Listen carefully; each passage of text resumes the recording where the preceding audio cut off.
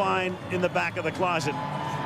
John, 33 years ago, Pete Rozelle and the commissioner, Roone Arledge, and the head of ABC Sports, got together amidst much skepticism, had this crazy idea called Monday Night Football. I think it worked out. I tell you, it's something that has been super, and it just seems to get more exciting all the time. And I know that, one of the first questions I was asked when I started on Monday Night ABC by friends, they would say, "Are you going to wear that yellow blaze?" And I said, "Heck no, they haven't worn those things in years." And here we are. Now it's official. Next week they're back in the closet.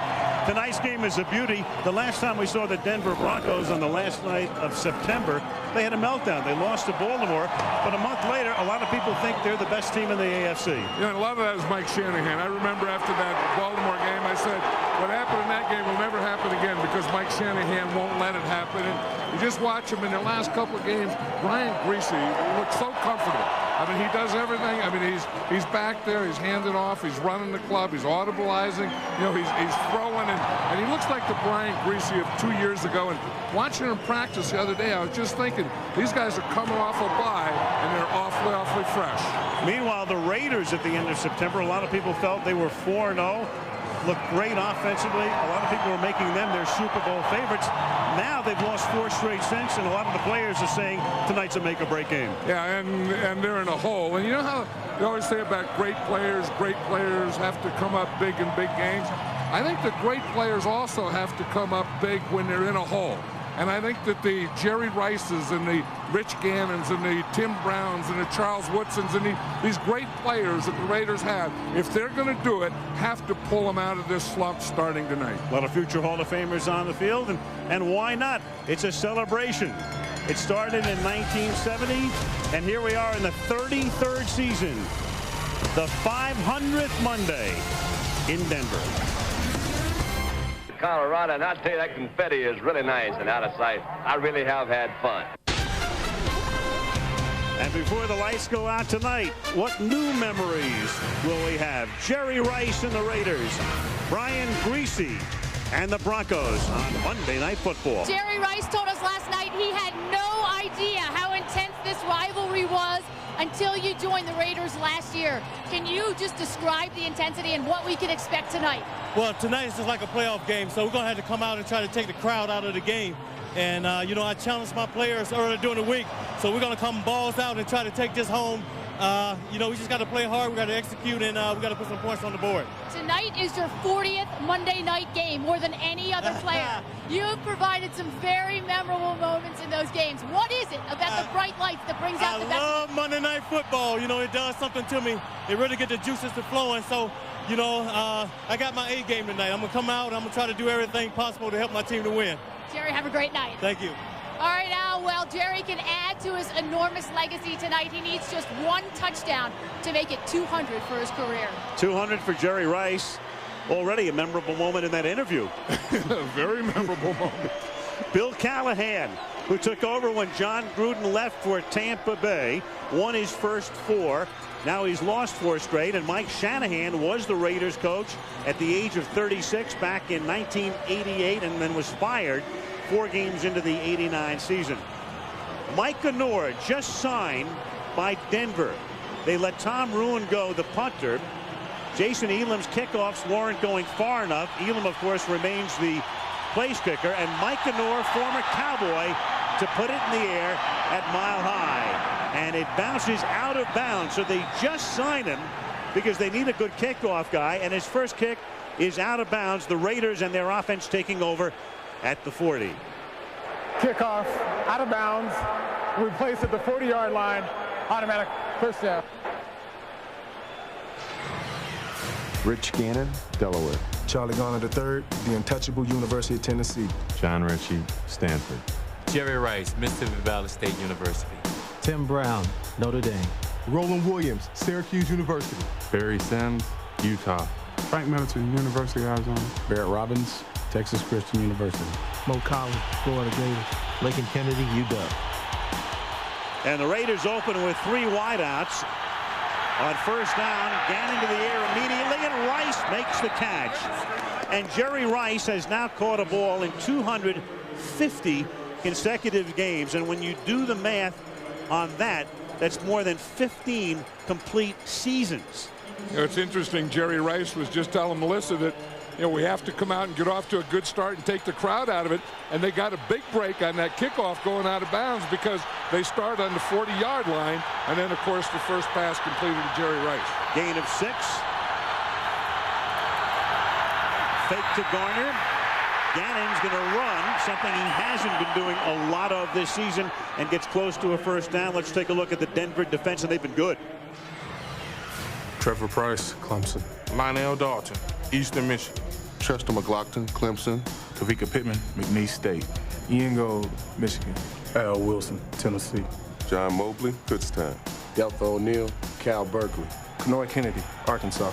Isaiah Reese, Alabama Birmingham. Denard Walker, LSU.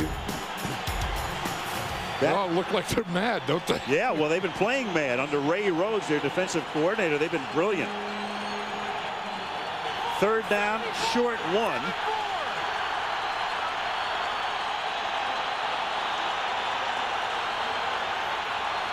John Ritchie and Zach Crockett in the backfield. And the Raiders have converted each of their 3rd and 1s this season, and they do so again here as Crockett takes the ball into Bronco territory.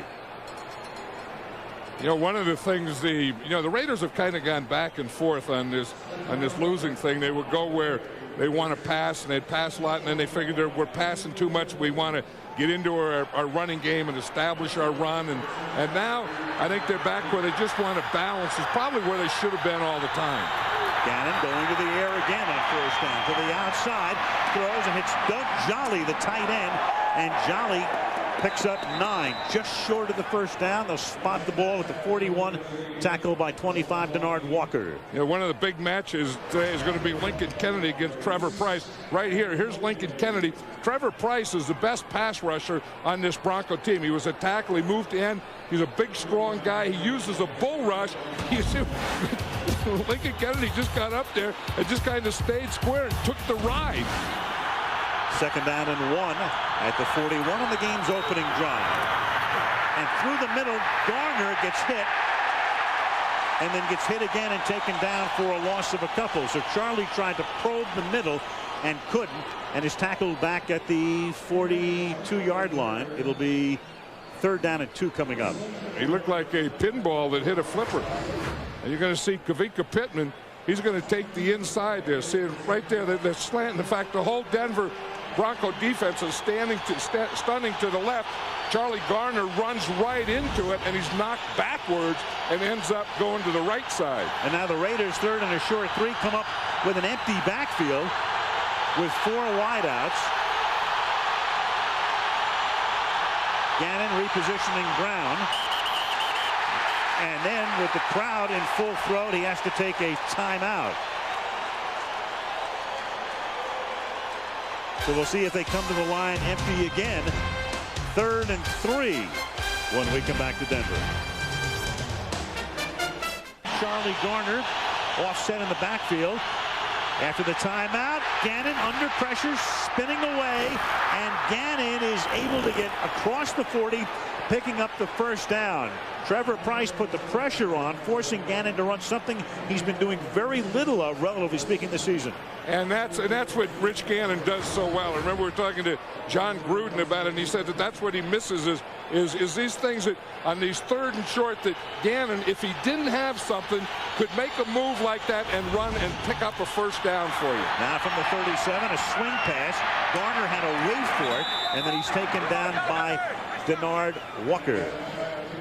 So much of Gannon's game was the ability to improvise and run. As you can see, 34 first downs rushing 2 years ago.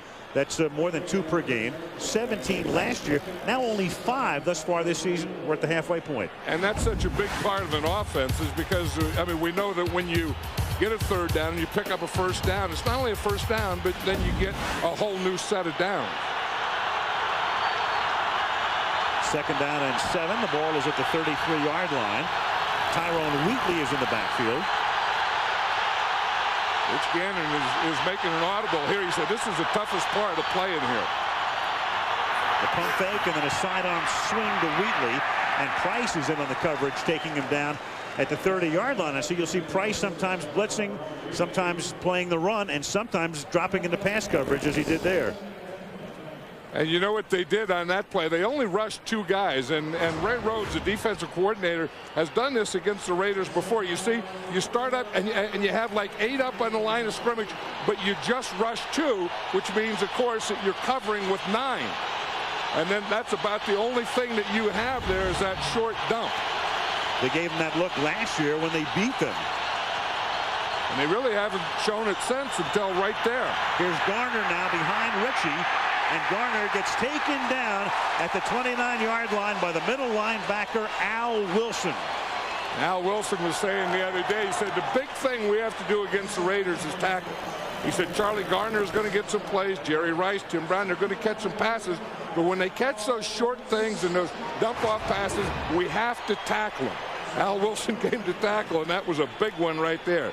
He and John Mobley getting there at the same time. 47-yard attempt now for Sebastian Janikowski, their #1 pick in the 2000 draft. In the thin mile-high air, Janikowski's kick is perfect. So the Raiders have the benefit of the short field after the opening kickoff goes out of bounds. Janikowski cashes in. Oakland 3, Denver nothing. Where the Raiders had the ball for the first 5 minutes 57 seconds. Scotty Montgomery is back to receive. Sebastian Janikowski sends it to the 3.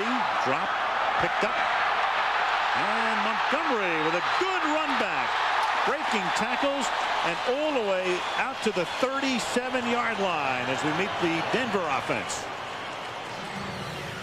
Brian Greasy, University of Michigan. Clem Porters, Miami. Mike Anderson, Utah. Rod Smith, Missouri Southern State College. Ed McCaffrey, Stanford. Shannon Sharp, Savannah State. Ephraim Salam, San Diego State. Steve Herndon, Georgia. Ben Hamilton, Minnesota. This is Ephraim Salam back again, introducing Dan Neal, University of Texas, and Matt Lepsis, Colorado. The Denver offensive line noted for being a closed-mouth group. As Greasy on first down has it batted in the air, and there's a penalty marker. Bill Romanowski came across the line, and unless he was induced, most likely is offside. Mike Carey to confirm or deny it. Offside. Defense, number 53. 5 yards, still first down. And the crowd goes wild. We were talking to Romanowski last night, and he said he didn't know how this crowd is going to accept him. Of course, he came over to the Raiders from Denver, where he had played so well for this Bronco team, and the first play, his very first play against his old teammates, he jumps off sides. What was it Ray Lucas told us last week? He was anxious before starting for Miami. There's an anxious guy on the very first play, comes across the line of scrimmage. Now they give the ball to the good-looking rookie, Clinton Portis, who's taken over as their key back. No gain here. Here's the Raider D. Trace Armstrong, Florida. Sam Adams, Texas A&M University. John Perella, Nebraska. Lawrence Grant, Oregon State. Eric Barton, Maryland. Napoleon Harris, Northwestern. Bill Romanowski, Boston College. Charles Woodson, Michigan. Derek Gibson, Louisville State. Rod Woodson, Purdue University. Torrey James, LSU. The Raider D after Portis loses one, and now Portis on a 2nd and 6 takes it out to the 50-yard line behind a Mike Anderson block. And the Broncos just keep coming up with these backs under Shanahan. Terrell Davis picked in the 6th round. Then they go for Orlandis Gary. Then they pick up Mike Anderson. Now this is the kid. And he's different, you know. And Mike Shanahan said that he had to put some speed in this Denver Bronco offense, and he got it with Clinton Portis. And those other running backs were good downhill runners.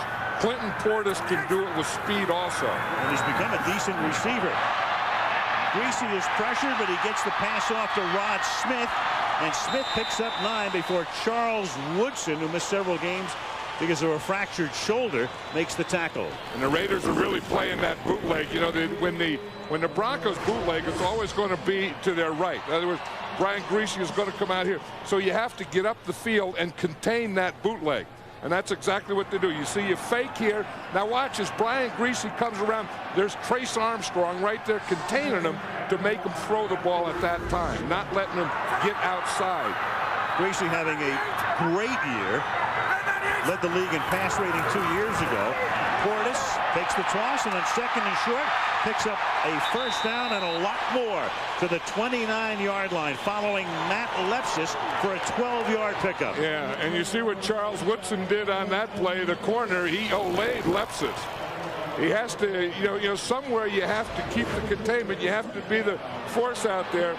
Watch as Lepsis comes out here, and the block, you see Charles Woodson just jumps around that block to the outside. He has to get up the field and force that. Or someone else has to make the tackle there, but when big old Matt Lepsis comes around that corner, if you're a smaller cornerback, that's an ugly looking sight. Play clock ticking down, and Greasy has to take a timeout. So each team had to take a timeout on its first possession. 6:11 to go in the first. Oakland 3, Denver nothing. September of 1970, and through the years, it would figure on Monday nights alone, Emmitt Smith leads in rushing, Dan Marino in passing yardage, Jerry Rice in receiving yardage. Monday night, Sunday afternoon, it doesn't matter with those guys. Rice most touchdowns, Bruce Smith most sacks, Everson Walls, that's interesting, most interceptions with 11. Remember when he was getting all those interceptions, the left defensive end that played on the same side was Too Tall Jones, and he caused a lot of it. What a difference that made.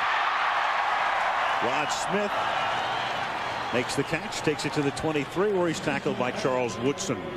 And we see Rod Smith is the outside guy, and he's playing here, and Charles Woodson is going to cover him man-to-man. You see Charles Woodson just picks him up right here and gets a jump on him. He was back off, and then he had to come up to get the jump on him. What's Bill Romanowski? He and Shannon Sharp, he says, I know I have to bump Shannon all day. He's going to catch the ball. You always have to hit him. Smith was shaken up. He comes out for this play as Clinton Portis takes it around the left side and gets inside the 20 and is out of bounds with a first down at the 18. You know, last night we were talking to Coach Mike Shanahan. He said that his first 15 plays, he said, you don't know what the Raiders are going to do, so he's going to have 6 plays of 2 backs, 6 plays of 2 tight ends, and then 3 plays of 3 wide receivers. Then see how they play those different sets and decide which one he thinks is the best way to attack them. Mike, an assistant under Dan Reeves in the 80s and the Raiders head coach, then came back here, went to San Francisco, and took the head job here in '95 on 1st and 10. Portis cuts it back inside and turns nothing into a little something, stripped up by Eric Barton after a gain of a couple. You know what you have to like about Clinton Portis is you just watch him practice and run. He has a lot of life in him. You know, he has that thing, whatever it is, that juice that he's faster than anyone else out in the field. And when you watch him practice and you watch him play, he just kind of shows you that. Well, he has clearly taken over as the #1 guy as he's on the bench for the moment. And Olandis Gary, who a couple of years ago was the #1 guy, is in the game. Fake toss. Greasy buys time. Soft little lob to Sharp. Inside the 10. Picks up the first down. It'll be first down and goal. Harris and Barton. You know, and that's that same bootleg that we saw Brian Greasy do earlier. That time he got outside of containment. Now, when you get outside of containment, you're going to see him fake here and then come out here and throw. When you get outside of containment, that buys you a little time. You see, when he gets out here now he has a little more time than he did on the first one to let Shannon Sharp come underneath and get open. 4 Raiders converge for the tackle. First down and goal now at the 6. Portis back in the game.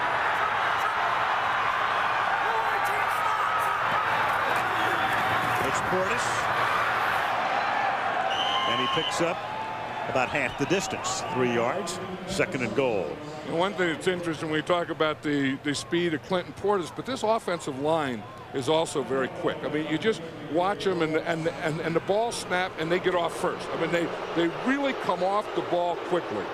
Shanahan's always loved, and Alex Gibbs, those light linemen, quick linemen. Yeah, the athletic type. I mean, they aren't the big, powerful guys, but you know, we see them all pull. I mean, we saw the tackle Matt Lepsis will pull. We see guards pull, Dan Neal, and they move their offensive linemen all the time. Alex is exorcised because Greasy was forced to call another timeout. Their second. Not their second. It's second down and goal as Greasy drops straight back, throws, picked off at the 2-yard line. Intercepted by Rod Woodson. And Woodson is into Bronco territory. And Rod Woodson, can he be chased down by Smith? Not until he scores. Touchdown Raiders. There is an example of a big player making a big-time play in a big game.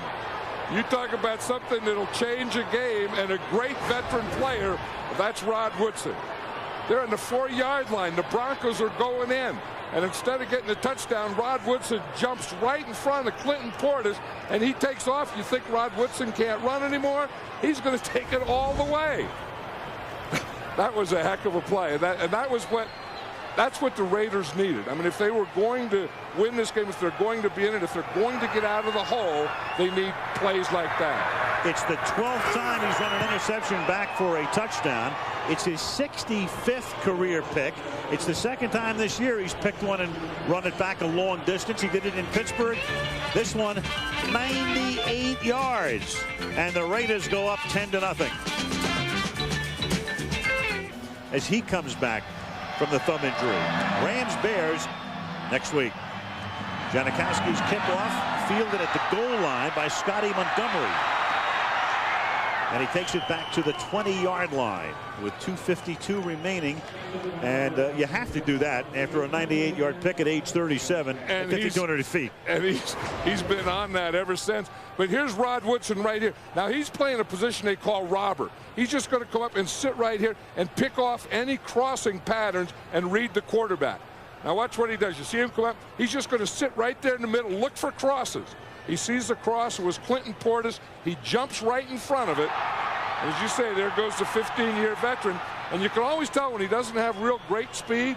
One, when he throws like this after the play. And the other thing is how many times he looks backwards. He's still on the bench, and Anthony Dorsett is in to replace him as Ed McCaffrey makes his first catch of the game, and that's good for a first down up at the 31. You know, we're talking about Monday night records. That was not a Monday night record, but the Raiders do hold the record, and of course the team record would be Eddie Anderson, 102 yards in 1992, Raiders at Miami.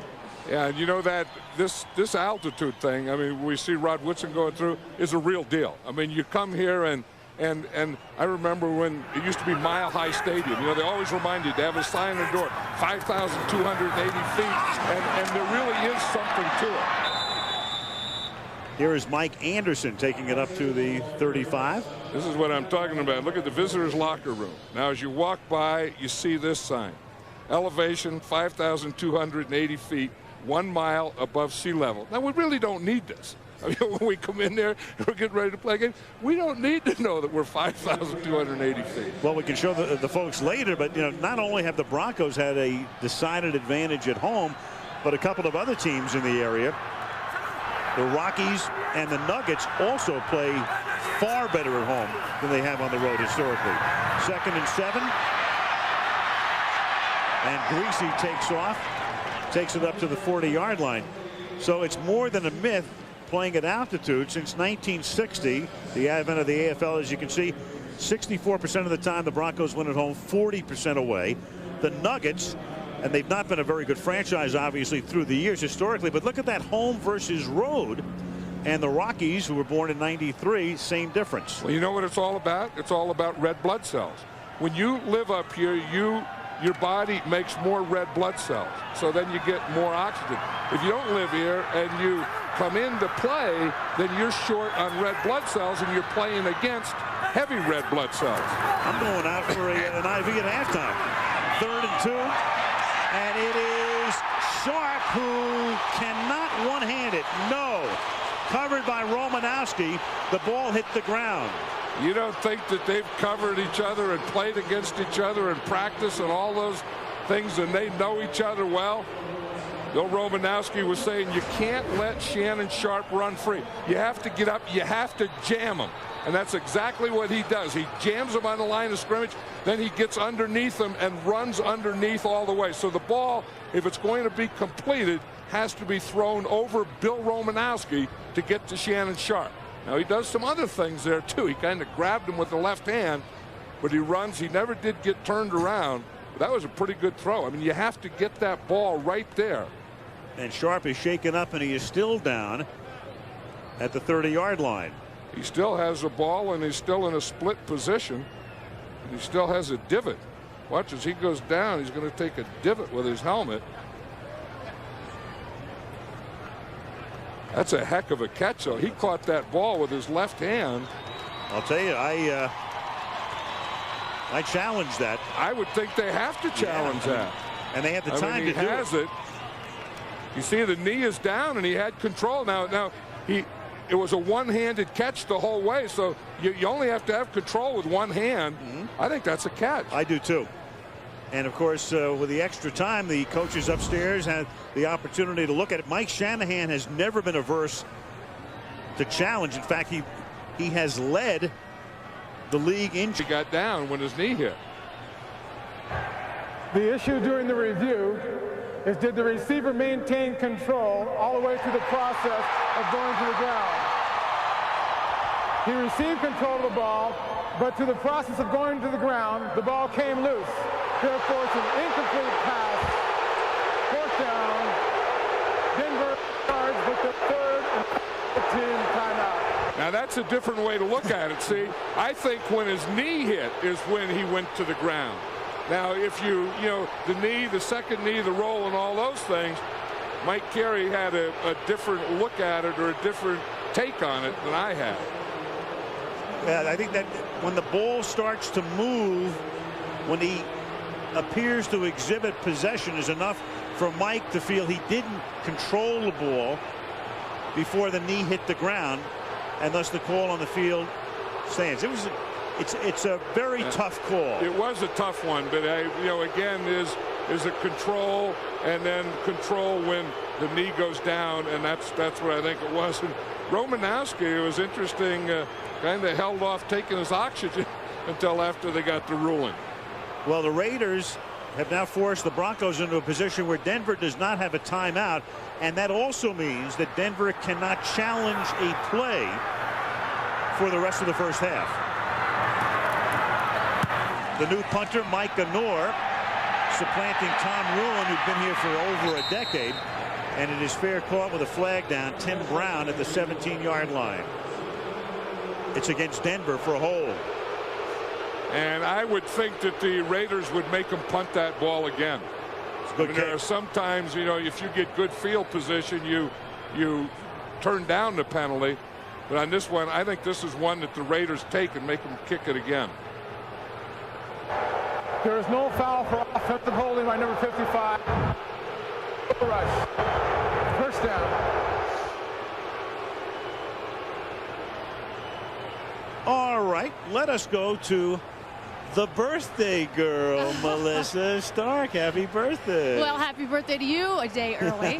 8-time Pro Bowl tight end Shannon Sharpe injured on that last play that they just reviewed. He sprained his right elbow. They just took inside into the locker room for x-rays. We'll keep you posted. Al, he is the NFL's all-time leader in receptions and receiving yards by a tight end. So many great years here, and then he went to Baltimore and won a Super Bowl ring, and then Mike Shanahan brought him back. So we'll keep an eye out for what's happening with Sharpe as the Raiders take over back at the 17-yard line.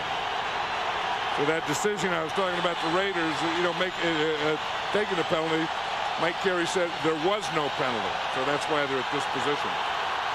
From the 17-yard line, Gannon in the pocket, throws, low throw caught by Brown. And Tim Brown, Heisman Trophy winner in '87 at Notre Dame, takes it out to the 36 for a first down. I think that Rich Gannon probably throws crossing patterns, and Tim Brown and Jerry Rice run crossing patterns as well as anyone in this league. I mean, it's just a timing thing. As he comes across there, there's going to be a window, or there's going to be a point as he goes across the field that he's going to be open. And Rich Gannon can always feel that point or that window. And that will be, or was, the final play of the first quarter. Changing ends now. Woodson's interception run back, the big play. End of one, Oakland 10. Denver nothing, and Monday Night Football. Wilson throws over the middle and throws a strike into the chest of Doug Jolly, the tight end, across the 50 to the 48-yard line. Gannon is 6 for 6, 57 straight starts, team record, and 60% completions over his last 10 games, 18 games throwing a touchdown pass, and 20 or more yards with a completion over a 32-game span or 2 full seasons. You know what's impressive about Rich Gannon and those numbers is he worked very hard to get those numbers. When you talk about a quarterback that prepares, he's at the top of the list.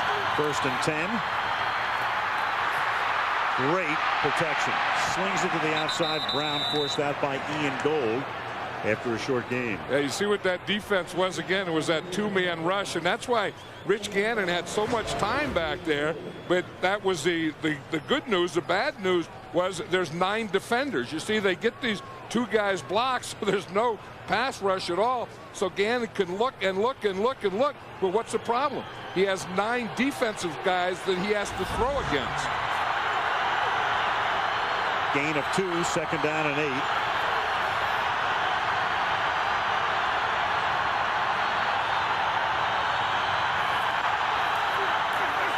To the outside again. This one is caught by Jerry Porter, the number 3 wide receiver. And Jerry Porter takes it inside the 20-yard line for a 1st down, forced out by Kenoy Kennedy. You know, it was funny. The Broncos come with 2 men, then they go 9. Then they decide they have to blitz. So now you're going to see the blitz. Now that puts 1-on-1 out here. And now Porter makes that catch, makes Delta O'Neal miss, and then he gets the big play right here. Runs right out of his left sock. Yeah, knocked his sock off, but that was all. Yeah, and again, the Broncos have been playing that softer coverage very successfully. They go for the blitz, and Delta O'Neal's out there with no help at all. 1st and 10. Here's Wheatley. You know, John, I was just thinking about the challenge by the Broncos. I think one of the things the officials look for is control of the ball as you are hitting the ground. And I would have to think in Mike Carey's mind that he wasn't controlling it as he hit the ground. Yeah. In my mind, he was. I mean, because I thought that he had the ball here in his arm, and then when his knee hit, that he still had control of it. Then the other knee hit, and then when he rolled around, the ball came out after that. So I thought when the knee hit, then he's down. And, and that's what I thought. That's what he thought. I think it was so close that had the officials ruled it a completion initially and the Raiders had challenged, they might have ruled it that way. You see, both knees go down before the ball comes out. Meanwhile, the former Raider Chester McLaughlin not ready to take it. That's what happened to Big Chester. Monsanto Pope, rookie out of Virginia, 7th round pick, replaces him. And on 2nd and 8, Gannon coming this way this time, and it is not caught inbounds by Charlie Garner. And that is Gannon's 1st incomplete pass tonight. And he's getting good pass protection. I mean, that's the thing. He's doing it. Some has been the 2-man rush. They've picked up the blitz. They've had the effective play pass. And again, the guy that they have to block is Trevor Price. I mean, he's a big pass rusher. And you watch Lincoln Kennedy here. You see Trevor Price starts to the inside. He passes him off, and then he takes the outside rusher, and they just keep him right there in the middle. Look at Price on 3rd down and 9. Denver backs off. They rush 2, drop 9, and Gannon is going to pack it in, but not for much. He takes it to the 14-yard line. John Mobley stops him there. Now Janikowski will come out to try to make it 13-0. That's an interesting thing. This 2-man rush and have to throw against 9, and Rich Gannon's getting a little frustrated with that. You can see it here that they're all bunched up here, but only 2 of them are going to rush. Now you already have 4 back. So they're going to add 5 to that. You see, now watch that whole thing. This is what he has to throw into or throw against. 32-yard attempt by Janikowski is good. 12:09 to the half. And the Raiders in a game many of them say is make or break, or making it so far 13-zip. Well, so far the Raiders have been doing the celebrating on this 500th Monday night. You know, it was interesting at the beginning. Jerry Rice says we want to start off quickly. We want to keep the crowd out of the game, and the Raiders have done exactly that. Bouncing ball fielded by Monte Rieger, lineman at the 20-yard line, brings it back out to the 31. Well, the first Monday night game played at the old Mile High Stadium, Raiders Broncos, had to be Big John, where'd you get that shirt? I don't know. Had those stripes. I was kind of stretching those stripes a little. Well, there was Blanda kicking a field goal to put you ahead, but then Jim Turner bangs that through at the end. A 23-23 tie. Right, and that was before the days of overtime, and if a game ended in a tie, that's exactly what it was. Overtime came in the next year. Here's Clinton Portis now up to the 40-yard line. Let's check in with Melissa. Well, Al, a couple of injury updates for the Broncos. Tight end Shannon Sharp has a partial dislocation of his right elbow. He is done for the rest of the night. And Pro Bowl defensive tackle Chester McLaughlin, he twisted his back. He's expected to return. So that's a big loss with Sharp, and Dwayne Carswell comes in to replace him, and the catch is made here by Rod Smith to move the chains. First down at the 46-yard line. And now Greasy going without a huddle. Changing the pace. It was interesting when we were talking to Bill Romanowski last night. He said the two things we have to do defensively is, one, put pressure on Brian and not let him get comfortable throwing. And the other thing is we have to stop Rod Smith. He said, because if someone's going to make a play, if they really need a play, he knows this, the Broncos are always going to try to go to Rod Smith. Romo taking himself out on this 1st and 10 now from the 45-yard line. Greasy rolling right, all kinds of time, hit as he throws, and then the pass is incomplete, and there's a flag down. And it's down here, and Charles Woodson is down too. On that play right where the flag was. Well, he had a fractured shoulder, missed a month. Then he missed a lot of practice time this week with a hamstring. He pulled a hamstring this week. They didn't even know if he was going to be able to play. Talking to Bruce Allen before the game, he said he don't know how long he'll be able to play. Defense number 24, 5 yards, automatic. John, here's a guy, you can hear him say he ran into me. Perennial Pro Bowl selection, but is Charles Woodson at 80% not a guy you want to pick on? Well, you know, the 49ers did last week. The 49ers picked on him last week. Of course, they had Terrell Owens to pick on him. And I think if he's out there in single coverage, I think that, you know, with the hamstring, with missing practice because of the shoulder, I don't think you have to worry about not throwing on his side. And when he's full speed, and when he's Charles Woodson, when he's playing great, then you might think about it. I think the way he is now, you don't have to worry about it. Different story. 1st down and 10 at the 49-yard line as Greasy throws.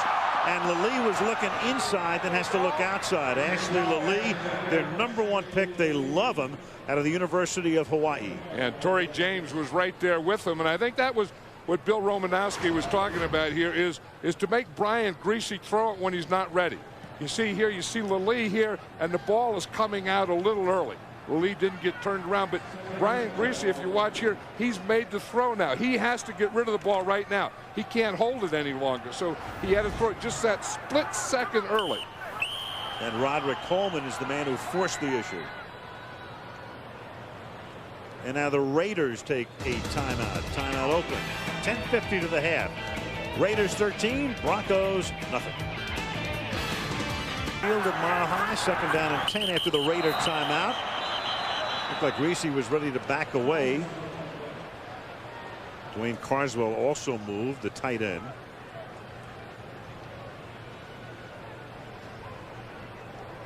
False start. Offense number 89. 5-yard penalty. It remains 2nd down. That's the man who has replaced Shannon Sharp. Shannon Sharp on that catch, Melissa was just telling us, dislocated that elbow, and that's why he didn't complain. I mean, that's a heck of a lot of pain when that happens.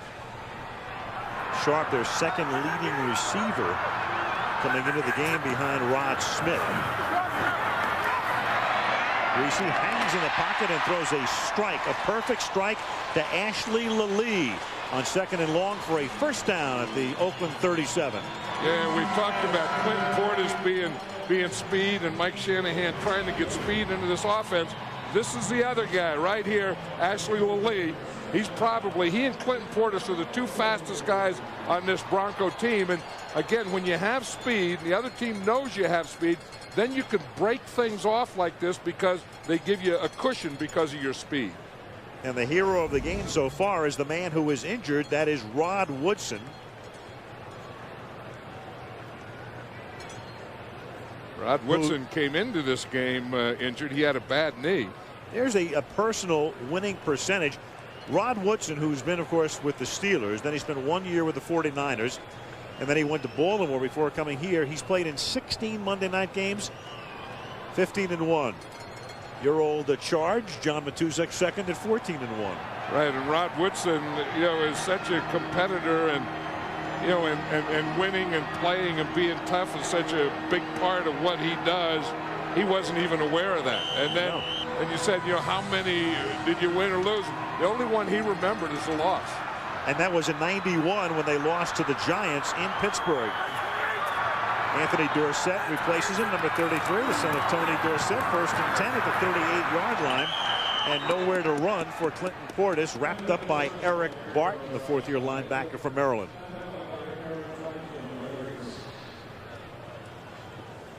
Raiders have to come into this mile-high territory after 8 days ago in the second half and overtime, being on the field for 28 minutes and 36 seconds against the 49ers. But it really hasn't shown in this first half. And if it's going to, maybe it won't show until the 4th quarter. Because on the other hand, the Broncos had a bye. Bill Callahan, the first-year head coach of the Raiders, watching Greasy on 2nd and 11, throw off his back foot. And it was Portis trying to one-hand it, and he couldn't. There's a flag down. Romanowski with the coverage. That was one of those things where Brian Greasy had way too much time. In fact, he had time to go through his progression, and I think by the time he finally threw it, it was like his 4th receiver. The flag was actually away from the play on the other side of the field. It's going to be an automatic first down for Denver. Defense number 22. 5-yard penalty. Automatic. First down. Terrence Shaw. And he was holding Ed McCaffrey, and that's where Brian Greasy was trying to go. You see, here's Ed McCaffrey right there, and you see the hold. He just kind of grabbed him and pushed him down right there, and that's why Greasy, I said it was about his 5th receiver. He looked over there that left a long time before he came back to the right side. Rod Woodson is back in the game on 1st and 10. Greasy throws, slant, incomplete, broken up by the former Bronco, Torrey James. Torrey James played that well. Once a quarterback takes a 3-step drop and that corner can look in there and that receiver starts to the inside, he knows exactly what the route is. He knows it's going to be a slant, because with a 3-step drop, you can't throw anything out. You see, he starts in there. Now watch Torrey James. He just jumps inside because he knows he's not going to go deep. He's just waiting, and he jumps to the inside. See the 1, 2, 3. The ball has to come out now, and Torrey James played a spot. On 2nd and 10, Greasy pressured, and forcing the issue was Romanowski. So Romanowski gets the penetration, creates the incompletion. Romanowski came free on that. He came from the left side. I think it was a little delay because you see he's moving, and then he hits that hole right after the blockers start, and they start to go to the outside, and he gets a free shot at Brian Greasy. Of course, and that's what he was talking about last night, is making him throw the ball before he's ready to throw it. Romo, the former 49er, former Eagle, then here, told us last night, he'll probably make his post-football career home here in Colorado. 3rd and 10 from the 33. Greasy under pressure again, flips it over the middle to Portis, and Portis takes the ball inside the 20 for a first down to the 17-yard line. And Greasy had to get rid of that one again right at the time he wanted to. They go empty backfield. They're running those crossing patterns. Remember, that's the same pattern right here that Rod Woodson picked off. You're going to see Portis will go in motion. Now that makes it an empty backfield. He's out here. Then he's going to come across, come underneath, and there was a little screen. They got the lineman down in front of him. It was a form of a middle screen. Look at it from the umpire camp. That's what it looks like with his offensive lineman getting down there in front. That was Dan Neal, his right guard, making a block. Shanahan telling us Portis couldn't catch a cold when he first got him, and now he's a decent receiver. In and around, Ashley Lallee stays on his feet, gets to the 13-yard line. Fumbled the ball out of bounds to Lawrence Grant, and Rod Woodson in on the play. You're right. Mike Shanahan was telling us about Clinton Portis. He said, I don't even think as a kid that he even played catch. He said he came here and they played catch, and he couldn't catch it. He thought, this guy will never be a pass receiver. He said he worked and he worked and worked, and he said now he not only catches it, but he's a very good pass receiver. Portis on the bench for the moment, taking a rest. You saw Woodson hobble off, and there he is on a knee with 8 minutes to go in the half. Mike Anderson is in the backfield. Anthony Dorsett again comes in for Woodson. And on 2nd down and 5, they give the ball to Anderson, who takes it to the 7, and that's a first down. Mike Anderson, a great story when they picked him in the 6th round in 2000. Terrell Davis was hurt. Olandis Gary got hurt, and Anderson ran for 1,000 yards. And now they moved him to fullback, and then he starts at fullback. Then he comes in the second quarter, he plays tailback. Watch Dan Neal here the right guard. That's where it starts. He's going to block Sam Adams. Stay with him, stay with him, stay with him. Get him to the outside, and then cut right off him. This is the Broncos' second long drive. The first ended with a Woodson interception. 1st and goal, Anderson running into Sam Adams and then moving forward for a yard or so. That's what those big defensive tackles have to do, is they have to control that middle and they have to get penetration. And what Sam Adams did there, he got on the Bronco side of the line of scrimmage, and there's no way that there's going to be anything if that happened. Watch Sam Adams. He's right here, and he's going to get to this point. Now, if you have an inside run and Sam Adams gets to that point, there isn't going to be any inside run. Anderson out. Portis comes back into the game with 6:40 to go. That's McCaffrey in motion. Portis, spin move inside the 2. 3rd and goal. Broke out of an Eric Barton tackle. It was a good lead by Dan Neal. You know, we talked about this Denver Bronco offensive line being athletic, and this is one of the moves. Watch Dan Neal here the right guard. Now watch him pull and lead. See him come around and make the block right there, and that was a play right at that time. Portis makes the spin. You see, you get the pull, the lead, the spin. 13th play of the drive. Tight formation here. 3rd down and goal. They send drones in motion. Keep it on the ground. Touchdown, Portis.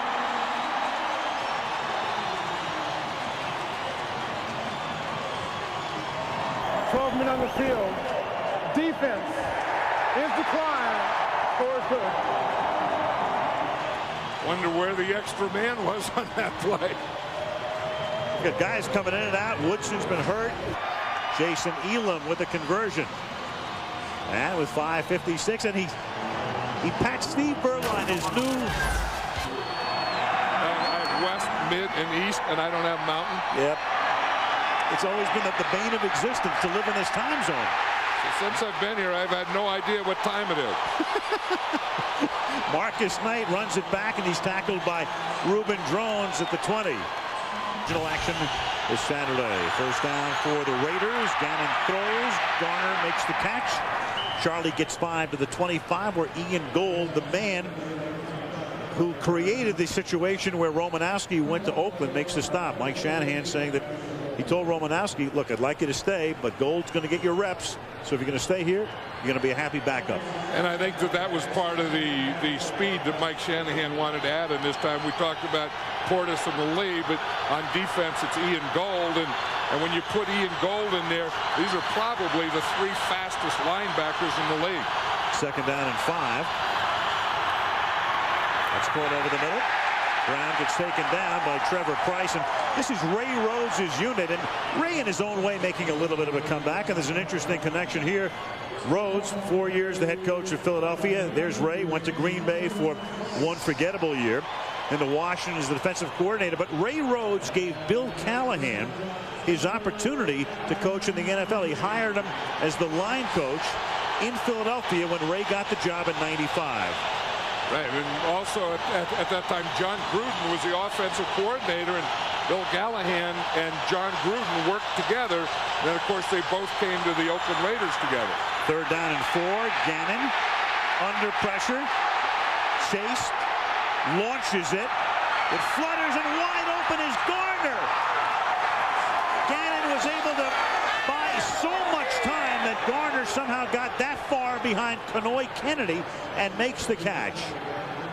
You know, and that's exactly what I thought they had to do against that 2-man rush or 9 men. If you get that much time, Gannon has to get out and run with the ball, and then it's like a scramble drill. And that's what Charlie Garner was doing. He was just running the hook. He sees Gannon get to the outside, and then he takes off.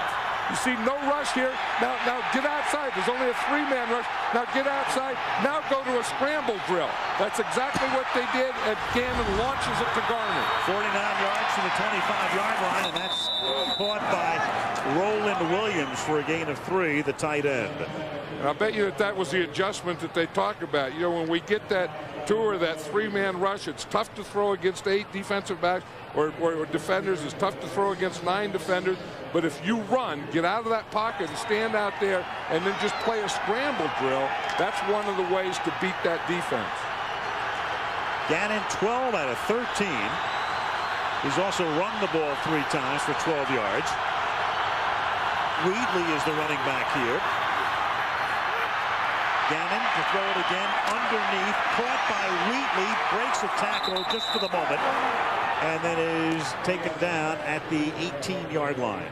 You know, one thing, when your quarterback is as hot as Rich Gannon is now, it starts with the offensive line, and he has good pass protection.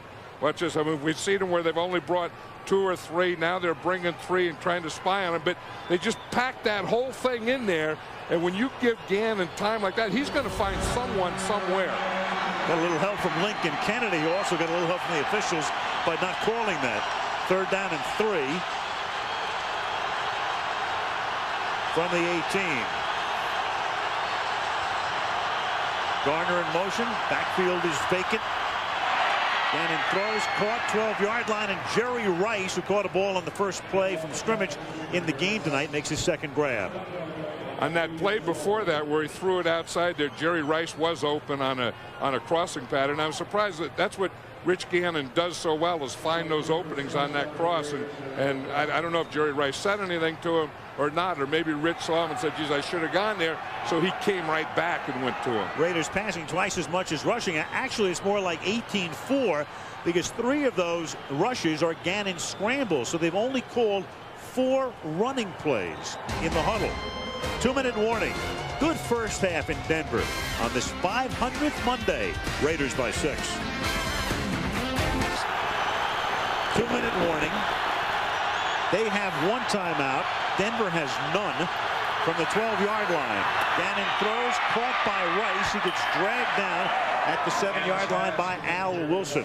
I don't think the Raiders can worry about passing too much. I mean, this is what they do the best, and it's not all deep passing, but they have these crosses, these short type things, and you'll get back, get rid of the ball quickly, and they do it so well, and they're so successful at that. Why worry about the other things? Why not just do and continue to do what you do best? And when you have a guy who's 15 of 16, keep going to the well. Gannon, little fade into the end zone, caught by Jerry Rice for the 200th touchdown of his career. What symmetry? 500 Mondays, 40 Mondays for him, 200 touchdowns for him, 250 straight games catching a pass. Didn't you just feel that this whole series was going to be Jerry Rice? That one time I said he was open and he didn't go to him, and then he came back and he went to him, and then he gets a touchdown here, and we just see here the Raiders are going to go for 2. Leading by 12, they'll go for 2. This is his 189th touchdown reception. He has rushed for 10, and he recovered a fumble in the end zone for the other. 200 for the amazing Jerry Rice. And he ran what we call the short out and up. I mean, that was a play that we used to run when I was coaching the Raiders, and you would just go like you were running a short out and then turn it up and throw it to the second pylon. And on that symmetry theme, he's caught 4 balls tonight. Each of the catches 6 yards. 2-point conversion. Gannon to the back of the end zone, caught, hauled in by Jerry Porter for the deuce.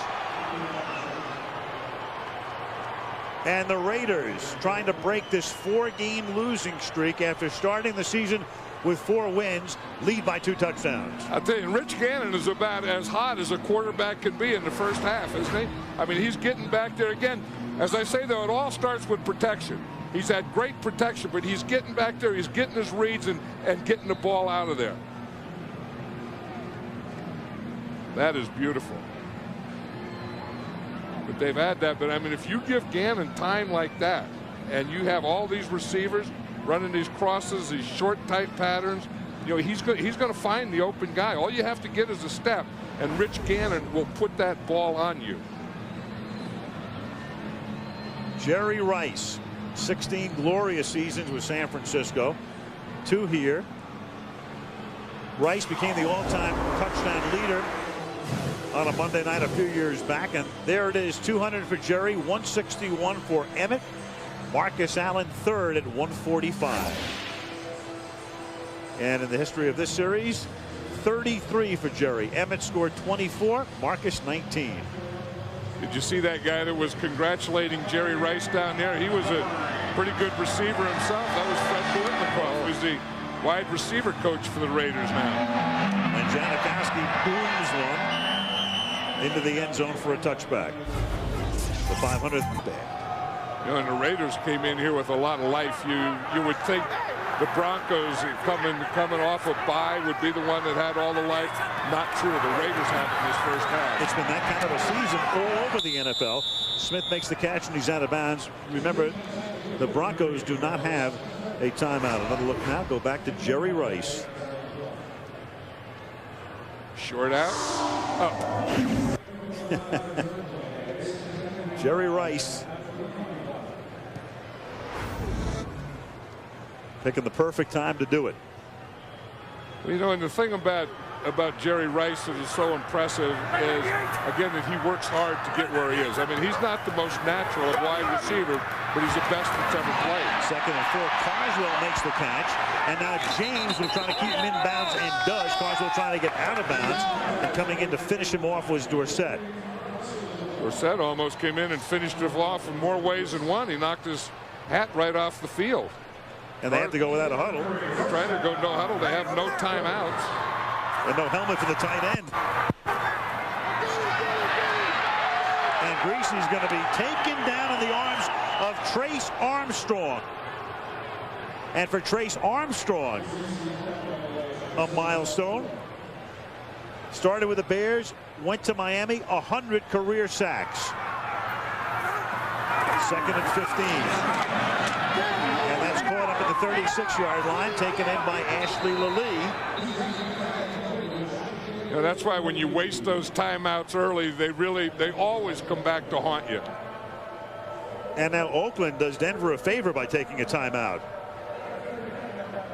Bill Callahan and Chuck Bresnahan, the defensive coordinator, over who called that timeout and why was it called. Denver doesn't have a timeout. I mean, that's one of the things that I noticed that has kind of gone downhill, I think, in the NFL is clock management, time management. It seems like timeouts are wasted and not properly managed. The 3rd and 7, and now the Broncos, instead of trying to launch one and get in field goal range, give it to Portis, and they'll be content just to go into the locker room and regroup down by 2 touchdowns. That in itself an interesting call right there. Looked like a route, and then Jeff Jager, this ugly 53-yard field goal in the final minute to get the Los Angeles Raiders a 23-20 win. In 1999, after a 53-yard Jason Elam field goal to tie the game at the end of regulation, Orlando Gary 24 yards to the house. Broncos win it by 3 in overtime. The next year, Elam from 41 yards at the gun to give the Broncos a 27-24 win. Happy birthday to Monday night. Happy birthday to Monday night. Everybody, happy birthday to Monday night. And we know how old they are. 500th Monday Night Football celebration.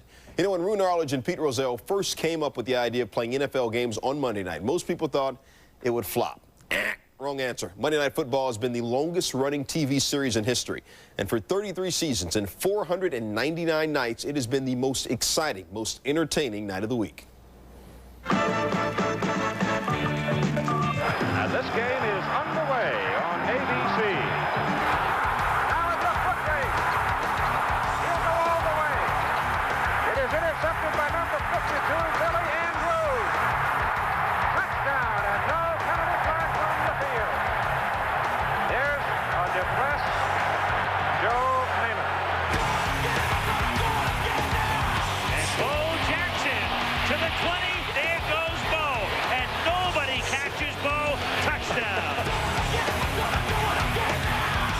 opening for Tony Dorsett. Look out, he's got great speed. 99 yards and a half. What a football player that young man is.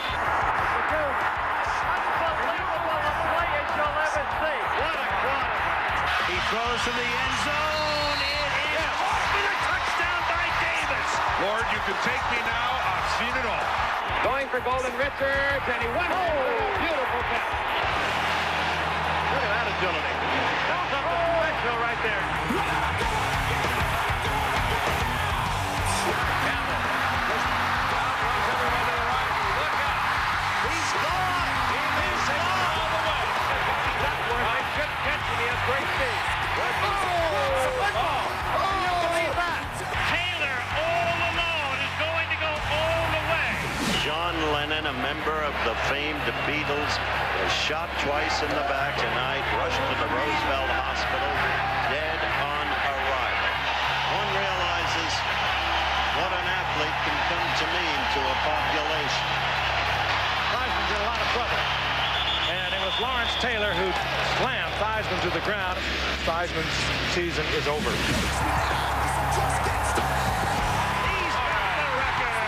This crowd knows it. And they're going to go his way.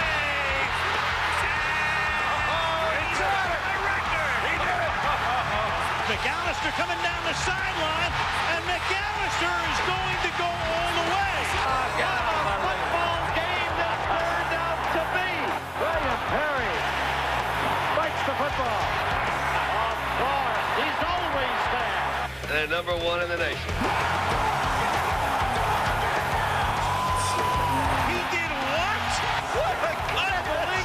Kelly has a man, and who else but Andre Reed for the touchdown. And a short drop and a sack. Oh, look at this! He's going to go all the way on it! Goodbye! This game's over. It is juggled and caught. And leave it to Dion to break it open for a touchdown. And it is Moss getting position. Touchdown. Dick Anderson is third interception. I don't think I've ever seen anything like it. And I don't know what you do about a snowball hitting your holder.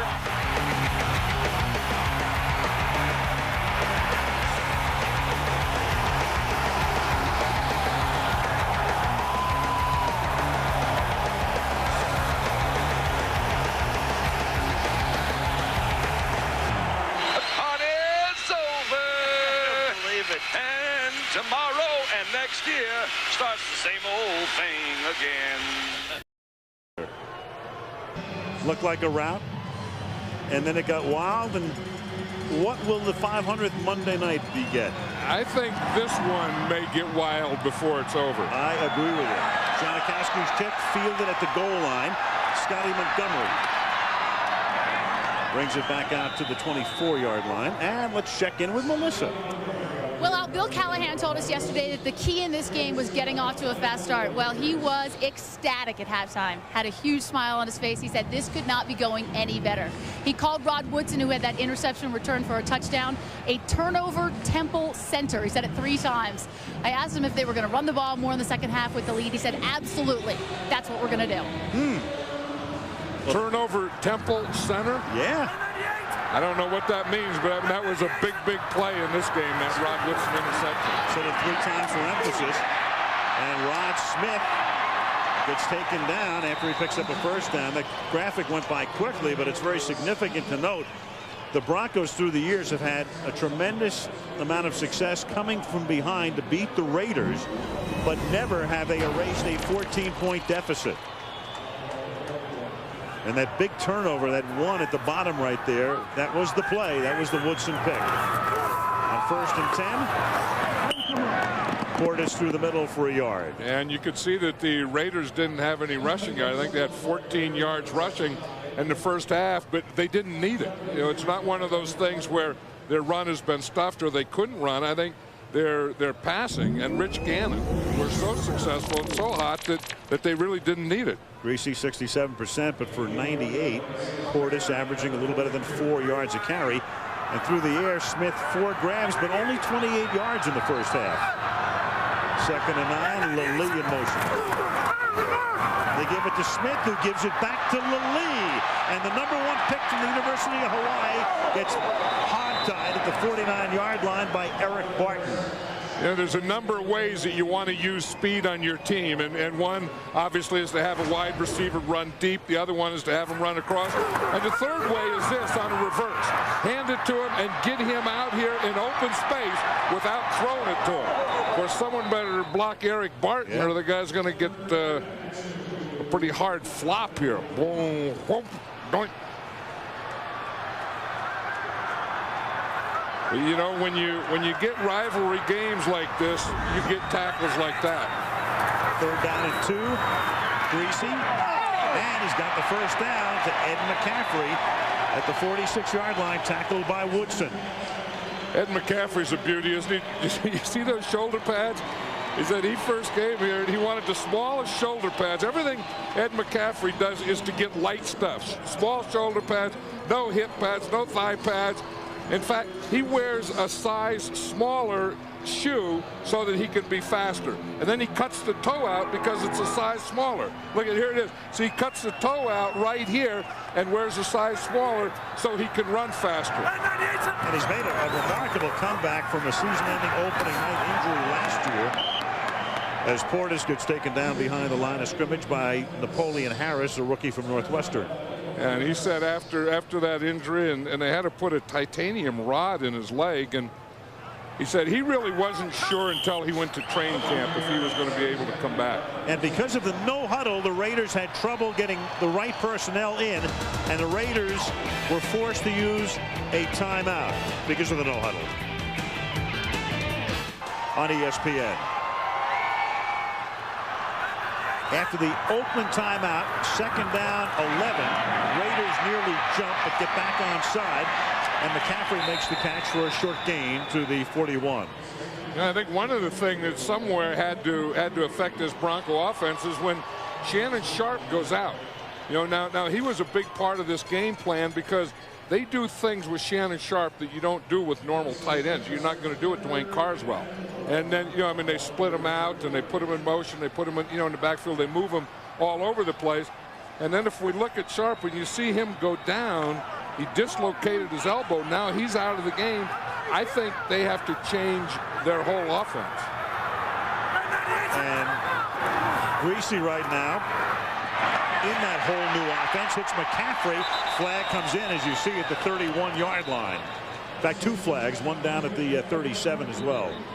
And then, of course, the Broncos had time to adjust at halftime, and it looks like to me that one of the adjustments is to get Ed McCaffrey more involved in the game. There were fouls by both teams. Holding, defense number 20, and pass interference, offense number 87. Those fouls offset. We play 3rd down. So McCaffrey pushed off, and Torrey James with the defensive holding.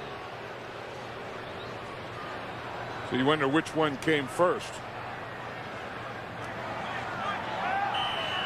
So there went what would have been the 4th catch of the game for McCaffrey. Back we come to the 40-yard line. 3rd down and 4. Early 3rd quarter. A win for Oakland.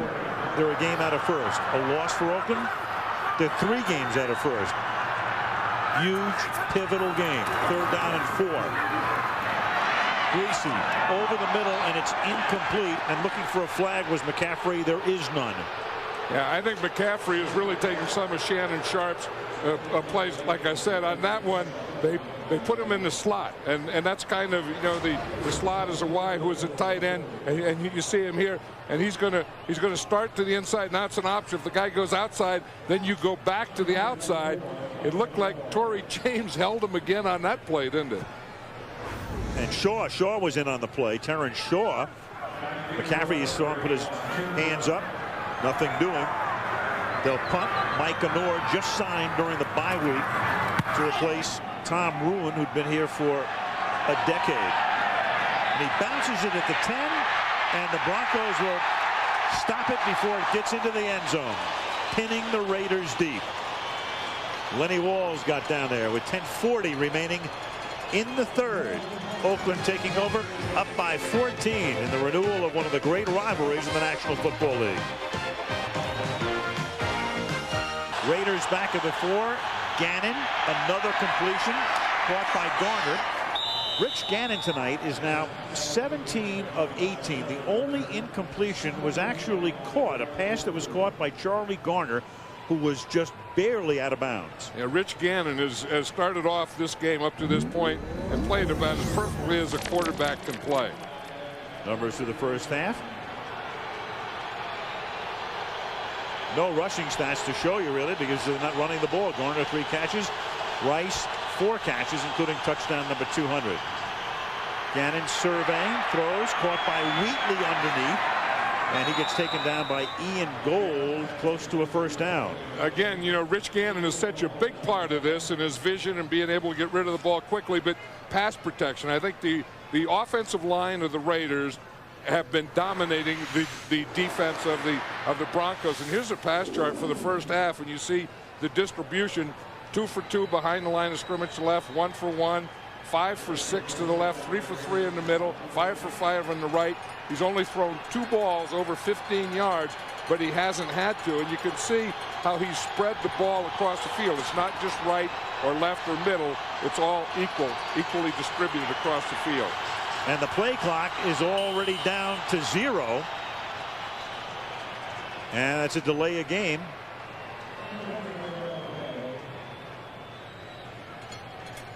I think Rich Gannon was signaling that he wanted a new clock.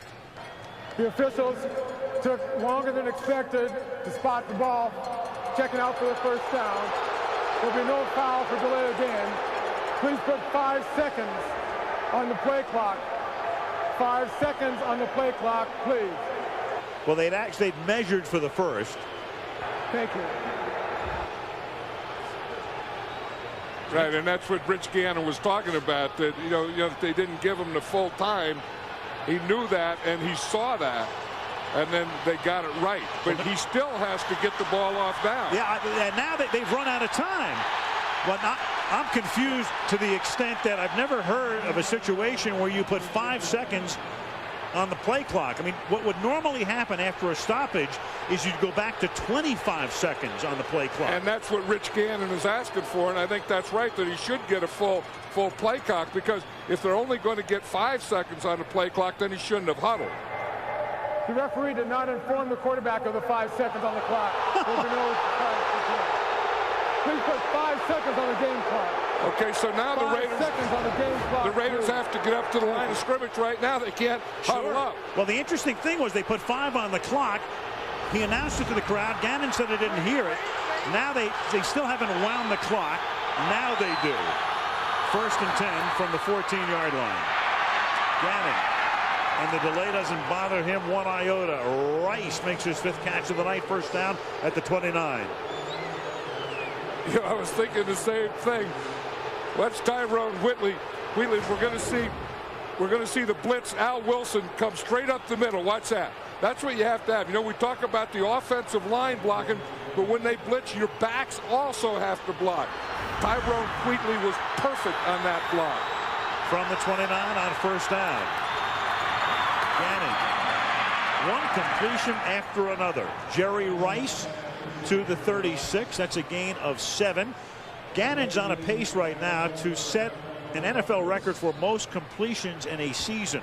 Warren Moon with the Oilers in 91-404. Now Gannon had 232 coming into the game. That's a 464 pace. He'd break it by a mile. Well, remember in the second game of the season, they did this same type of thing. There's Warren Moon right there. Working radio tonight from the sideline. 2nd down and 3 from the 36. Gannon 20 of 21. And that is caught. Yes. Rice makes the catch, straddles the sideline, first down. Yeah, one of the matchups that we've been watching all night is Lincoln Kennedy against Trevor Price. Here it is right here. And you see Price is trying to bull rush him, but Lincoln Kennedy is so big, he just puts his chest out there and takes it.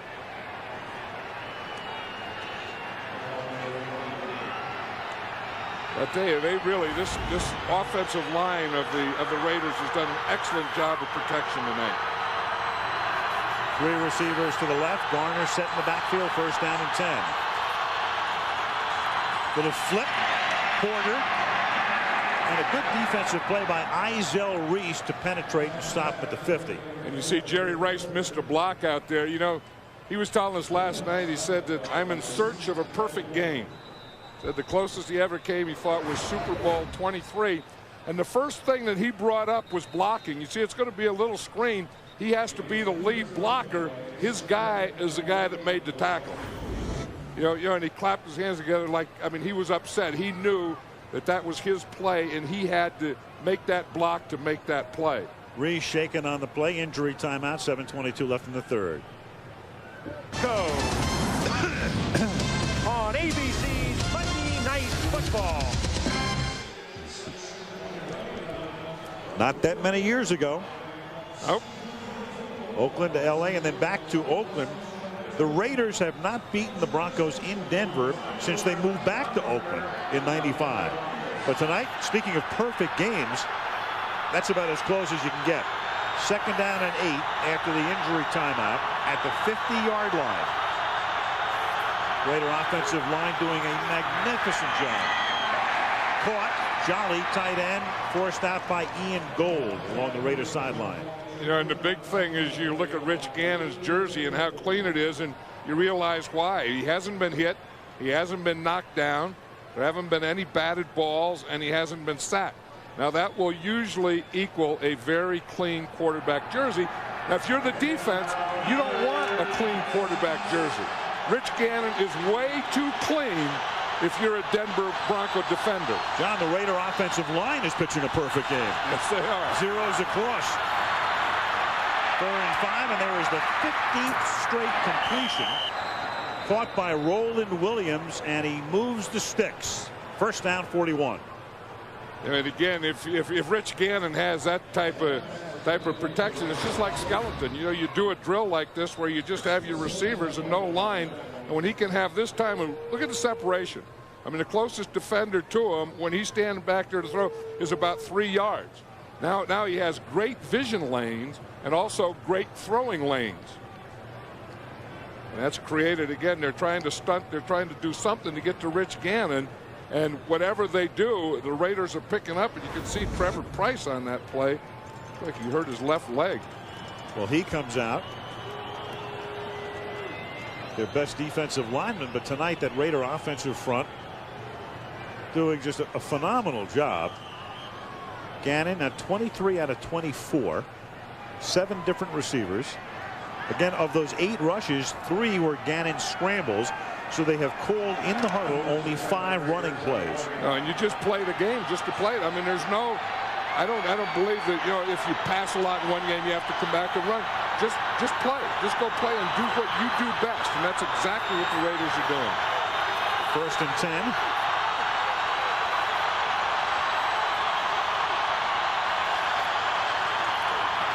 Just a 3-man rush again. Garner, good move to get away from Gold, and then he takes the ball down to the 35. A little dink here, a little dunk there, and down the field they go. Frank Middleton, the left guard, knocked his guy down, and he was doing a Joe Frazier type of bouncing over him like he'd just gotten a knockout. Frank Middleton's quite a character. Watch him. He's the left guard, number 73 there. You see now he's fighting his guy right there, and then he's going to get right there. That's where he got his knockdown. See him stand up, and then he goes after that. He goes into a little dance. Down goes Frazier. 2nd down and 4.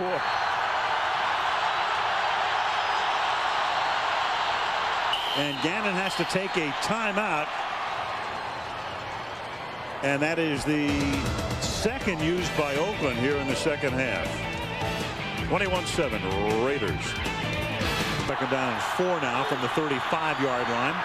Gannon pump fake, comes back this way.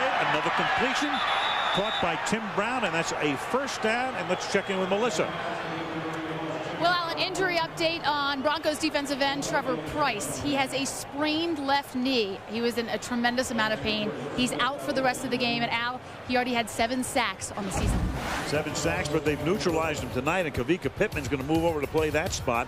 And Reggie Hayward comes in where Pittman was. 1st down and 10 now. Gannon 25 of 26.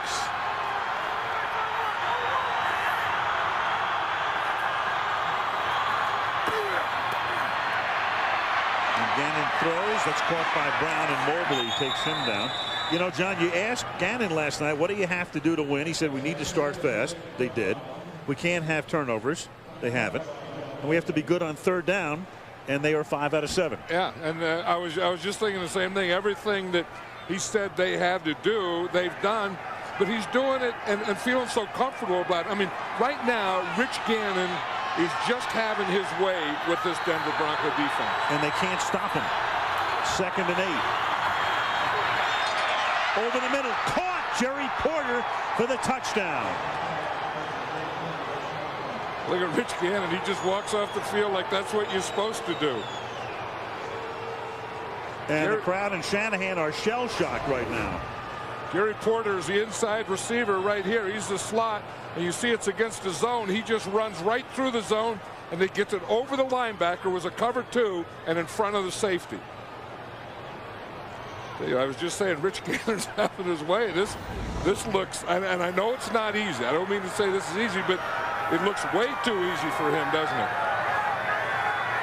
27 of 28 for 260, and Leckler drops the snap, and then Janikowski tries to turn the corner but can't.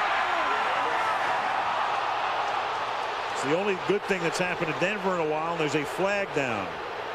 I don't know. Do you think Janikowski was trying to turn the corner there? I think he was thinking about it. I don't think he could. I was thinking he was trying to get to Aurora and turn the corner from there. Right. I think his body was telling him to keep going, and his mind told him to stop. There's no foul for unnecessary roughness. All the action started inbound. Well, the Raiders, remember, started that drive at their 4, so they go 96 yards in 12 plays, and in a game they have to win, they're up by 20. Scott, you know, at night, it's so beautiful that there's so many lights on in buildings. Yeah. I mean, when you think like in office buildings and stuff that the lights would be out at night? You would think, unless people are working late. Yeah, but I mean, it's just the beauty thing with all the lights on. From the 19-yard line, Monte Rager comes back to the 39. You know, a lot of cities, I know Pittsburgh is one of them, they asked the employees to leave them on at night knowing we're going to take those aerial shots. Maybe that's how it happens. Let's watch Jerry Porter again. Now here's a cover 2. You got the corner coming up, safety here, deep safety here, corner here. So this is the 2 of it.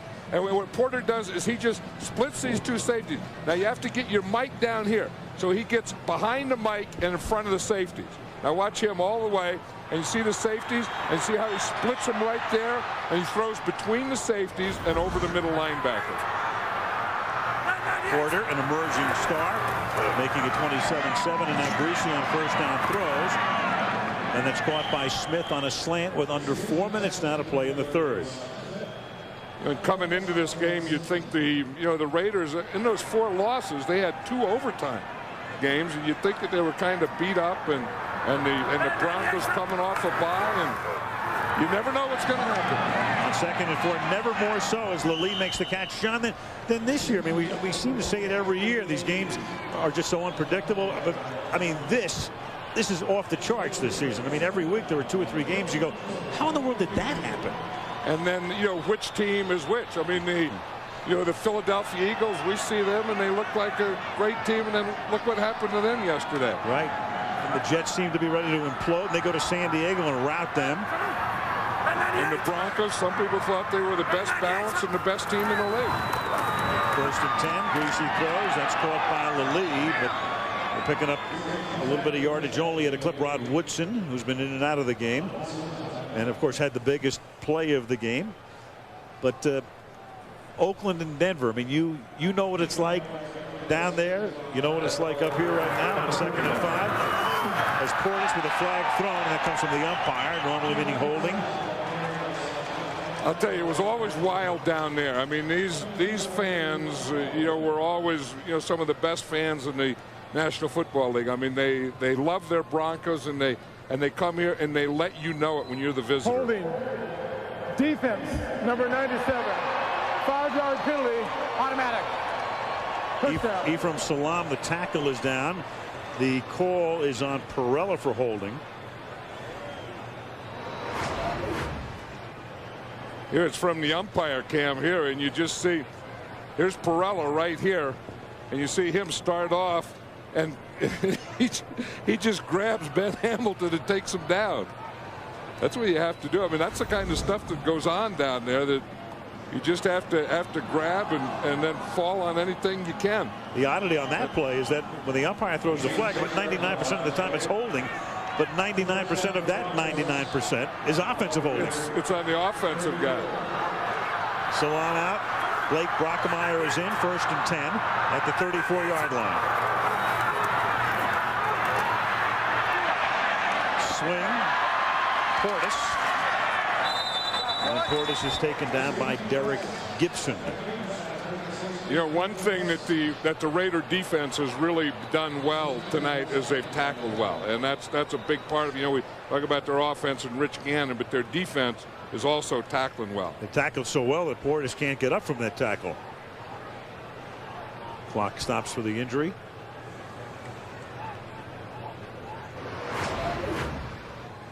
And you see Brian Griese just looks right out there, gets the ball to Portis, and that's what you want to do with your speed. You want to get him out in the open field.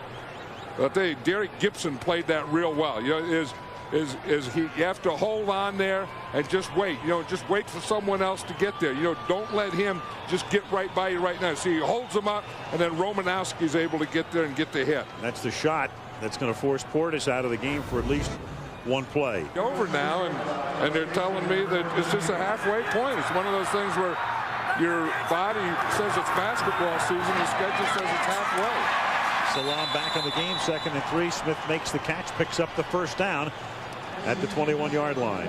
Ephraim Salam has been a good addition for this Bronco team too, as we see that they're going no huddle here. He's a left tackle, and they thought Brockemeyer would be the starting left tackle, and Ephraim Salam just beat him out. And McCaffrey with a short slant. Barton makes the tackle, gain of about 4. Minute and a half to go in the 3rd. Well, you're down 27-7. You have to start speeding things up now, because it's not just the regular flow of a game. You know, you have to start thinking, we have to get a score, and then we have to get another one, then we have to get another one. You're not just thinking of ball control and time. Made it even tougher, of course, with the absence of Shannon Sharp. No flag on a near jump, and instead this is Portis taken down by Travian Smith at the 19-yard line.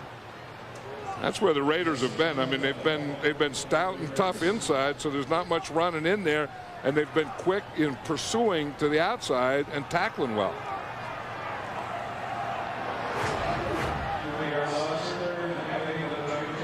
You see the jump right there. Keep thinking it's Howie Long. Yeah, I know. And you just see the burst, though, that Portis has. I mean, that play was nothing, but you could just see that little thing right at the end where it went, poof. Cooper wearing number 75. Here comes Woodson on a blitz, and the catch is made by McCaffrey. So a big key 3rd down conversion to take it to the 10-yard line. Yeah, and this was, remember one time they were worried about Brian Griese in the 4th quarter, and could he bring the Broncos back?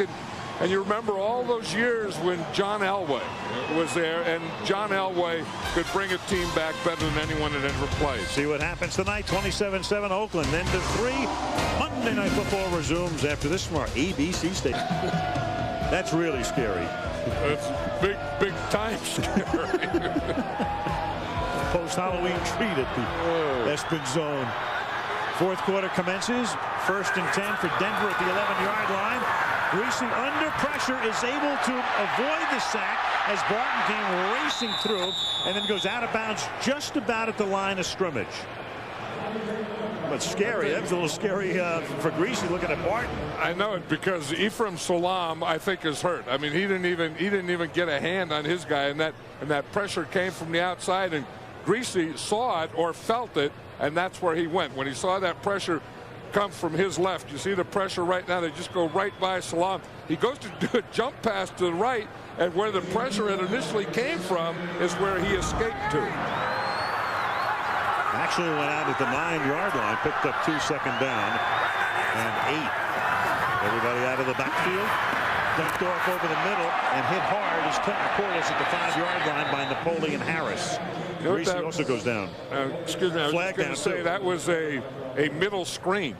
what they did is they take their center and 2 guards and put them downfield and then throw in behind them. Most screen passes are to the outside right or left. That one was a screen pass to the middle. It is 12 men on the field against Oakland. Ineligible receiver by the offense downfield. 5-yard penalty, remains second down. Sorry, initially put both hands to the head and signaled against Oakland. Yeah, what it was, because it was a screen, and we said that the 3 linemen, watch the guard here in the center will get downfield to form the screen. Now they can't go downfield till the ball's thrown. You see him there, and Dan Neal starts early before the ball's thrown. He's way down there. So it was a screen pass, but you have to time it up. You have to wait until the ball is thrown. Then you can go. So Mike Carey corrected his original signal. Second down and 13. Greasy over the middle. That's caught as he was falling down. Portis makes the grab at the 10. So now it's 3rd down, big play. 3rd and 8 for a first, 9 for a touchdown. You know, but needing 3 scores, I think that this is 2-down area here. I think this is something that even though there's 14 minutes, just about 14 minutes to go, you still need 3 touchdowns. So I think that you would have to go for it on 4th down in this situation. I do too. You're down by, were to come. Right, you're down by 17. You're still going to need 3 scores. Greasy, perfect on this drive, 8 of 8 for 42 yards. Good protection into the end zone. Dropped. Carswell. Gibson might have gotten a hand on it. Might have. Mike Shanahan doesn't agree with us, Al. He's going for the field goal attempt there. Or a fake. You know, remember, Berline is going to be the holder instead of Ruin. So if you're going to fake one, you've got a quarterback to throw it. Yeah, I was talking about Ephraim Salam and saying that, you know, I think that he's hurt because he's really having trouble. I mean, he had trouble with speed, and that time, that last play, he had trouble with a bull rush. 27-yard attempt, no fake, and the kick is good. So they still need 3 scores and at least 2 touchdowns. 13-24 remaining in the 4th. Oakland's lead is 27-10. Mondays milestone tonight. Raiders, who were the kings of Monday night for many years prior to the decade of the 90s, trying to become kings again, leading by 17 as the kickoff is fielded by Marcus Knight to the 29-yard line. Gannon has now completed 19 consecutive passes. The record inside a game is 20. And there it is. Montana's 22 over a 2-game span. Ken Anderson of the Bengals in 82. And Hugh Millen did it over a 2-game span, but Young inside 1 game in 96. So the inside 1-game mark is 20, with Anderson and Young holding it. And if Gannon can complete his next attempt, he'll be on that chart and still going. And the way he's had his way all night, there's no reason to believe that he's not going to complete his next 10 or 12 or 15. You saw Shannon Sharp and Civvies on the bench. Passing formation, obviously. There's number 20. 20 straight. Porter, who scored the last Oakland touchdown, makes this grab for a gain of 6. Now, the incompletion, when we go back, I mean, it seems so inconsequential at the time, but this may have been actually inbounds. They ruled Garner, who catches the ball here, out of bounds. 1 foot down. The other foot is down. It wasn't worth a challenge at that point, but that looked like a completion. He had the ball in both feet. Yeah. That's the definition of a completion. Sure, but it was such a short pass and an inconsequential play that it wasn't challenged.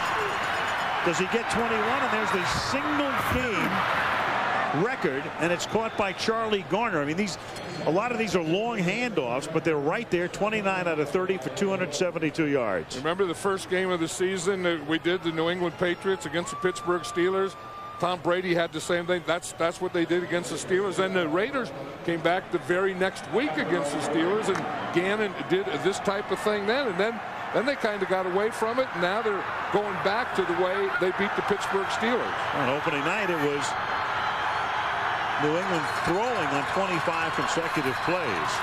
1st and 10, and he one-hops it.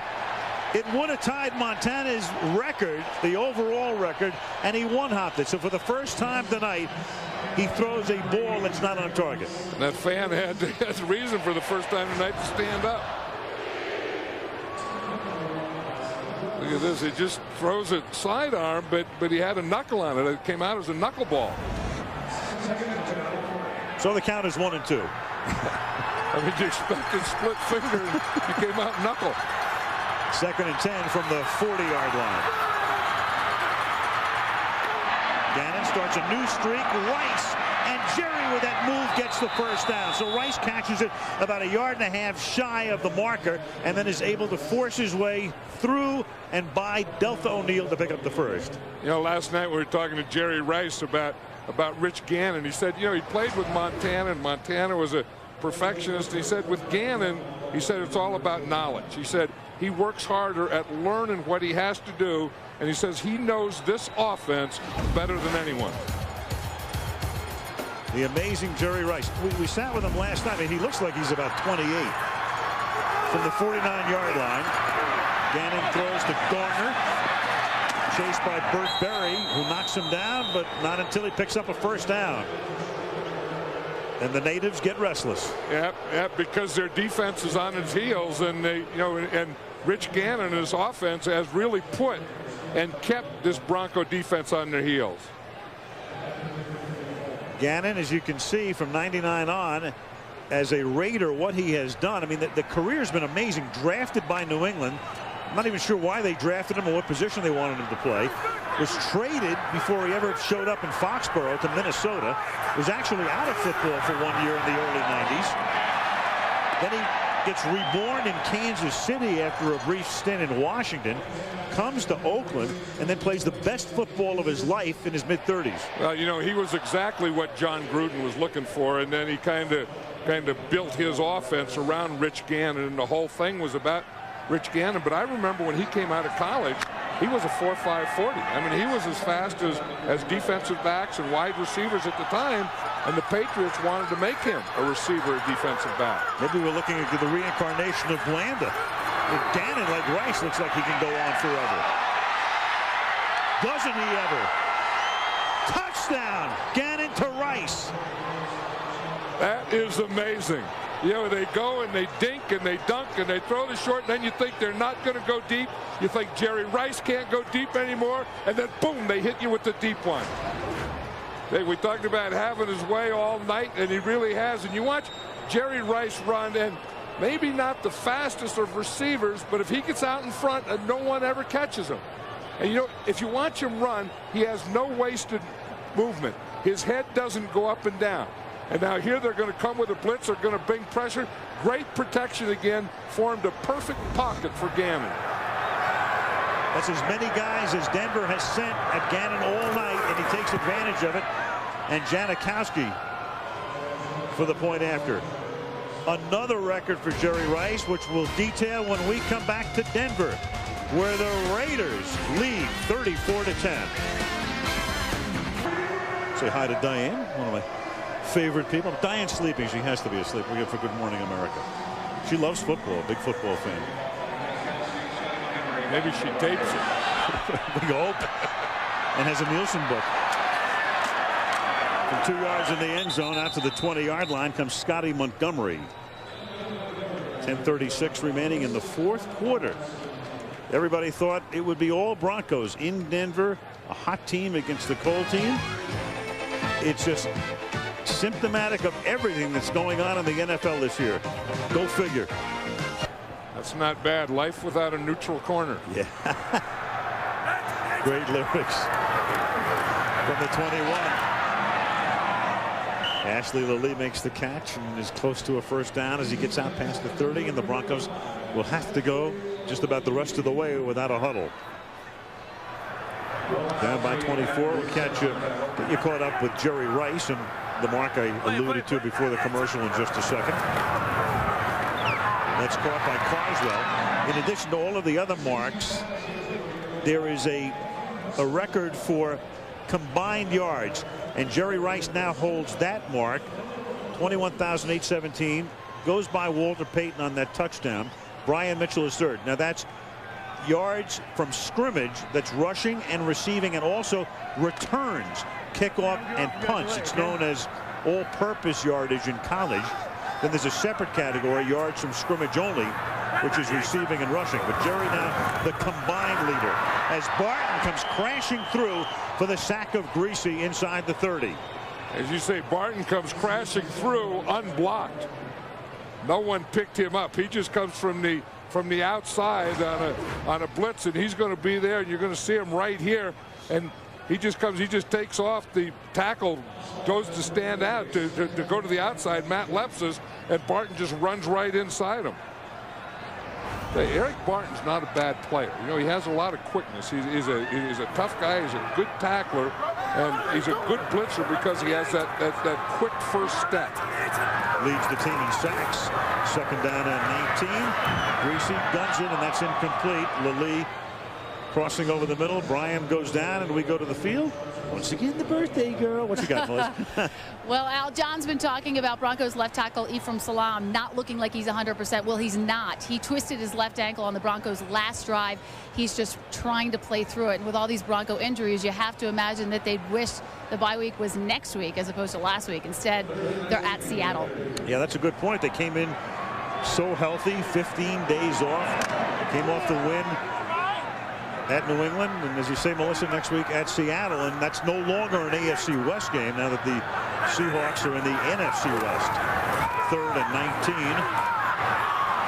Greasy throws, and Smith tries to stay in. Does he? One official looks at the other. They're both looking at each other now. They haven't called anything. Meanwhile, the clock is still running. They say no catch, number 1, and they should put a couple of seconds more back on the clock. That's one of the things about officials is there's no sign for I don't know or I didn't see it. Yeah, that was incomplete. I mean, that was outside, but you have to call something. And one official comes up and doesn't call anything. Then he looks at the other guy and he doesn't call anything either. So all they have is about a couple seconds stare off. Now Mike Ganor to punt.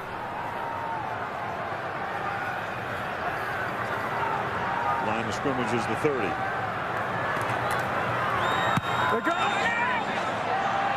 Short kick.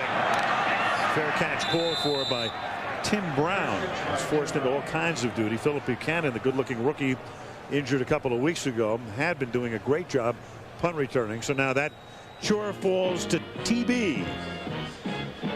8:42 left in the 4th.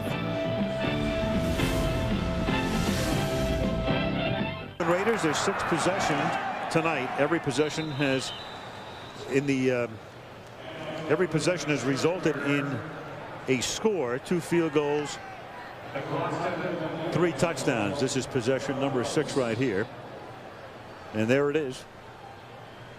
They also scored on a Denver possession, of course, and the key play of the game to turn it around early on, that Rod Woodson 98-yard run back. And I think, you know, obviously that took all the air out of Rod Woodson, but I think it also took all the air out of the Denver Broncos. 2nd and 10. Gannon. That's incomplete. Flag comes in. Intended for Jerry Rice. Impeding here. It's going to be, again, you can only hit him that first 5 yards. Holding. Defense number 37. 5-yard penalty. Automatic. First down. 37 is Tyrone Poole. John, our boss Howard Katz here tonight, and we talked at the top of the show about Roone Arledge as the president of ABC Sports, and he and Pete Rozelle getting together. And in those early years, Don Ohlmeyer was the producer. Dennis Lewin, now with the NFL, produced a lot of Monday night games in the 70s, and then Bob Goodrich, Ken Wolf came along, and Don O came back in 2000 to produce what turned out to be the greatest game in Monday night history. And now our man Fred Godelli. Little Monday night litany as Tim Brown hobbles after he makes the catch, comes up a little gimpy.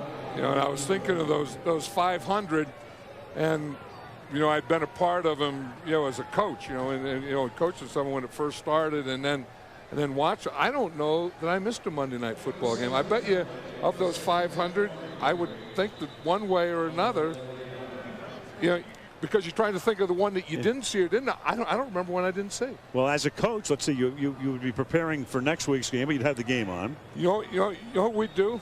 We'd always say, okay, we'll watch a little beginning of the game, and then we'd go and we'd do our work, and they would say, call us for halftime highlights, and we'd come in at halftime, and we'd always watch halftime highlights because that was a way we could tell what was going on around the league. Pre-cable world too. You know a guy who's seen all of the games, Drew DeRosa. Drew, I don't know that Drew's missed a game. Maybe he was sick or on vacation once or twice. Were you, Drew? No, Drew's never missed a game. Drew was a part of the first Monday night game. He was the only member of our crew. We've got a lot of guys have been around a long time, but Drew has been here since that Jets-Cleveland game in September of 1970. That's the definition of a veteran. It's the definition of a veteran that does a great job, and that's what we were talking about earlier with the Raiders. The veterans, that the great players have to come up big, and the Raiders did exactly that tonight. I mean, here's Rod Woodson, 15-year vet, going to be in the Hall of Fame, one of the great ones. Rich Gannon had a big night, and then who's he going to throw it to? But the greatest wide receiver that's ever played this game, Jerry Rice. The Raiders needed these guys tonight, and they got them tonight. Woodson 37, Gannon 36, Rice 40. John, what do you expect? It's Veterans Day. It all makes sense now. It's November 11th, of course. Doug Jolly picks up the first down.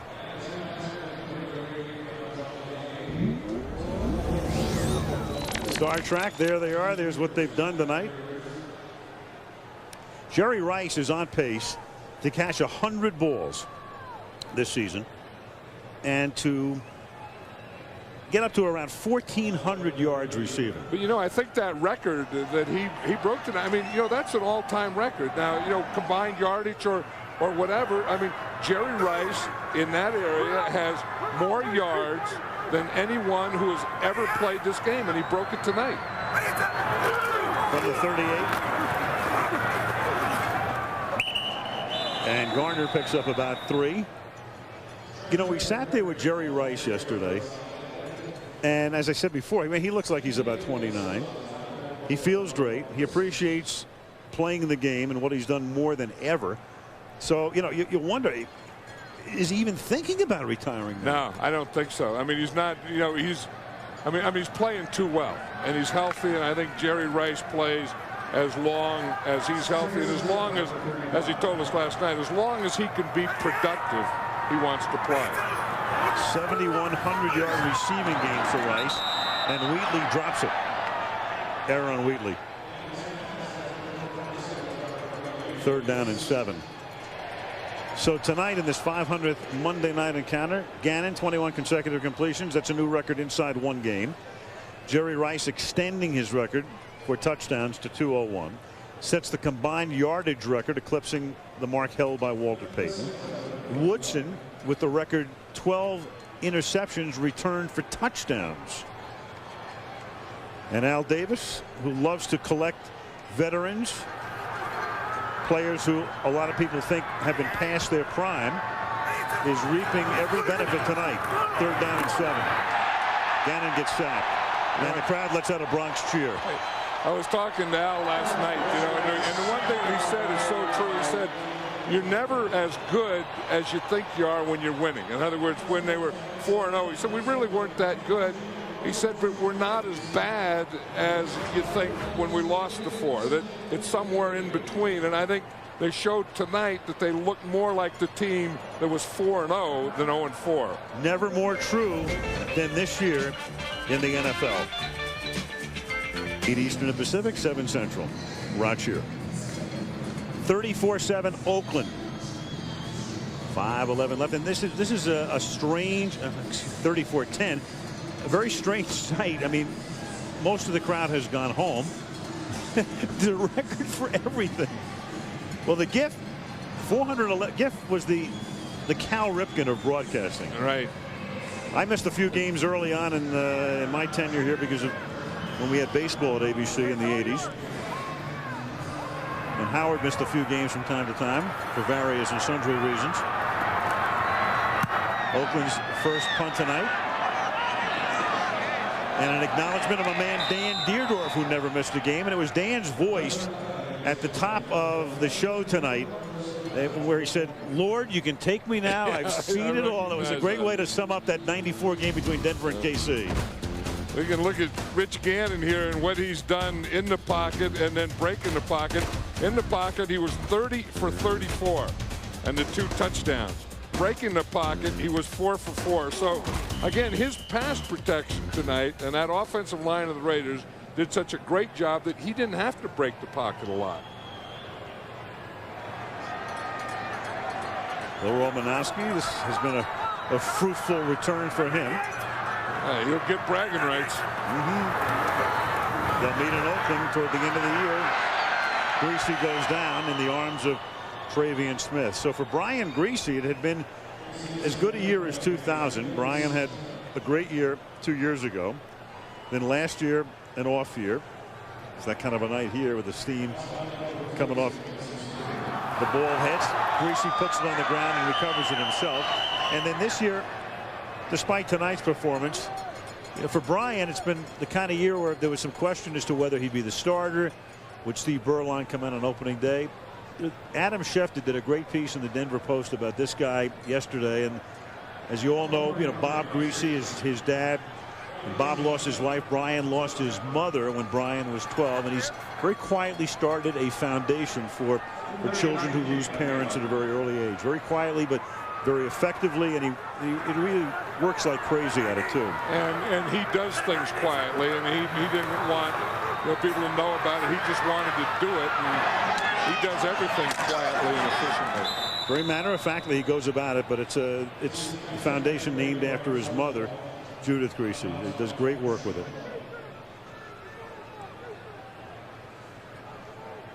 4th down and 7. One thing that's going to probably come to an end tonight for Brian is the fact that he has thrown a touchdown pass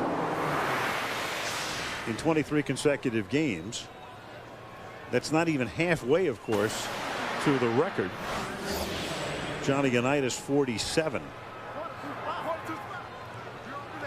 And then he started, and he had such a good start down there, and he was going in there on the 4-yard line, pass to go in when Rod Woodson picked that one off.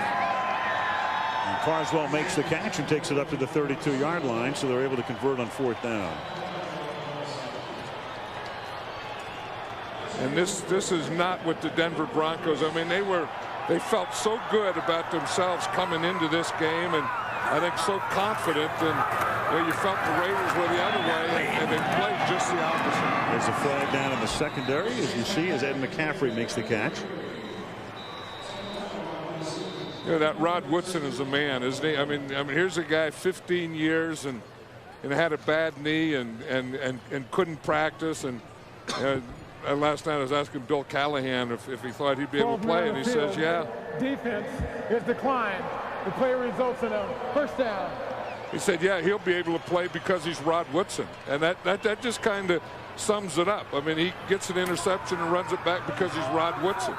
He's injured and he plays because he's Rod Woodson. There's Rod Smith taking it to the 36-yard line. This will be Mike Shanahan's first loss as the Bronco coach at home to the nemesis Raiders. Team he coached back in '88 and the 4 games in '89 as that pass is batted incomplete. And you go back to that Shannon Sharp injury and you wonder how much of that took away their game plan. I mean, not just Shannon Sharp out there, but taking him out, and he's such a big part of their plan, his alignment and so on. You wonder how that affected their game plan, because Shannon Sharp's injury and then Rod Woodson's interception, I think those were the 2 things that took the air out of this complete Bronco team, and crowd and city probably. And a great job by the Oakland offensive line. They couldn't stop Gannon tonight, dinking and bunking, and then when he had to go deep, he did. 2nd down and 10 as Greasy throws. Incomplete for Oakland. They couldn't get any better than this weekend. San Diego blows the lead in St. Louis. They lose. Kansas City goes into San Francisco. They lose. And then Oakland beats Denver. So when it's all said and done after tonight, Denver will be 6-3, and there it is. Well, in a moment we'll make it 6-3. San Diego is already 6-3. Oakland will go to 5-4, and Kansas City 4-5. And then just be one game out, because Oakland will be the only team in the division that won a game this week. Caught 30-yard line, Ashley Lilly. You know, every time you pick a team that, okay, this is a team, this looks like the best team, they're going to be it doesn't happen that way. And I think that's the great thing about this league. You never know what's going to happen. And they'll turn it over on downs. Turn out the lights. The party's over. They say that all good things must end. Call it a night. The party's over. Believe it. And tomorrow and next year starts the same old thing again. Did you see Howard when Don Meredith started to sing? Howard turned his back on him. He did. But before there was Hank Williams, there was Don Meredith. Yeah. And what would Monday night have been in the 70s when Dandy was there? Without that song.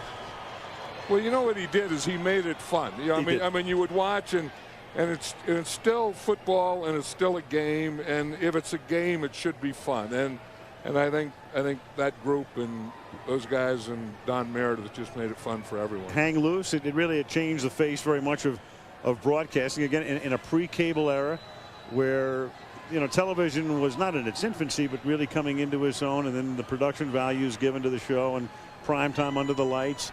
And Roon's idea was to put Howard in the booth, and that shocked everybody. And then Dandy came in. And an acknowledgement to Keith Jackson, our good buddy, who was the original play-by-play announcer before going over to college. But KJ, and I think of that great phrase about these two teams don't like each other very much. Yeah. That was coined by Keith, and now everybody uses it. And it really applies to these two teams. Yes, it does. They hate each other. And here's a guy that's been on both sides of that, hating each other. He's hated them, and then he's become them and hated them. Romo. I know that, I've always felt that there were, three things that really elevated football. That one was that great giant Colt game. I thought that brought an awareness to the game. The next one I thought was the merger, AFL, NFL merger. And then the third one was Monday Night Football. And I think each one of those elevated the game one step. Very much in agreement with all of that. Absolutely. 2-minute warning. I wanted to do that once in my life. I think you'll be on an airplane before you do that. Yeah. Before the game, Commissioner Paul Tagliabue here tonight. Broncos owner Pat Bowlen presenting game balls to representatives of all four branches of our armed services in honor of Veterans Day. And it's been Veterans Night here at Invesco Field. And congratulations to all our servicemen and to all our veterans. I mean, they make it a better place for all of us. And a million thanks. So that skiing shot reminds me of Malibu. Kelly Hayes, who of course lives in Aspen and has for years, tells me that the skiing is good. But of course Kelly tells me the skiing is good there in July. Yeah, but they have to make the snow, I think. I think what they do up there is I think they seed the clouds. See, to get snow up there when it's not snowing places. Here's Wheatley. Our man George Hill has been here for 1,000 years with us. And Steve Hurt, who's been with us for so long, as you look at the horse trailer. And Jerry Rice told us last night, he said, I've got to get on the horse trailer. Jerry, we've granted your wish, at least partially. Yeah, I think that, you take someone that is as great as Jerry Rice. He scores a couple touchdowns tonight. He breaks an all-time record. And just for being Jerry Rice, you have to put him on the horse trailer. You have to. And then Rich Gannon, the job that he's done tonight and the way he's played. This is as close to a perfect game by a quarterback as I can remember since a Joe Montana game. That this was Rich Gannon's quarterbacking tonight was a lot like vintage Joe Montana quarterbacking. Rich Gannon was telling us last night that that his mom told him, always sit in the front because that's where the smart guys sit. He said, don't sit in the back, that's where the dumb ones sit. And he said ever since then, he's always sat in the front of every meeting that he's ever gone to. You talk about a guy who is focused. I mean, you just see it when you talk to Rich, as we do, before every time we had the Raiders in years past when he was in Minnesota, Kansas City. Just intense. You know, one thing Rich Gannon doesn't do a lot on a football field is smile. No. He'll smile after the game, though. He should. Leckler's punt. O'Neal lets it go, and it's going to go out of bounds at the 22-yard line. So the horse trailer will travel to, where are we going next week? St. Louis. Right. And that'll be the site on, what is it, I-70? Just what goes into St. Louis from here? Well, we go from here to 80. We'll go from Denver to, and then we go down one of them to St. Louis. I'm not sure. They go from here to Chicago. there's the Bronco. It's a wild horse. See blinkers off. Greasy throws. Carswell makes the catch. I was talking about our man Steve Hurt, John, who provides us with and make sure we have all of the information right. Steve's been here so long that Frank used to call him Mr. Univac. Yeah, I remember that. I remember Mr. Univac. 1st and 10.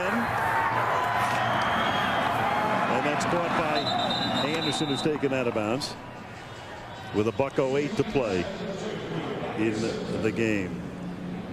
John and Leaders come into Denver. The players referring to it as a make or break game, a must win, using all of those terms to describe it, and they come away with a rousing victory. Yeah, and sometimes they did exactly what they had to do. When you have all these veteran players, all these guys that are high salary players, and we talked about this earlier, they have to make plays. They have to dig you out of holes too, and they got in a hole, but these guys did dig them out of the hole tonight, or start to dig them out.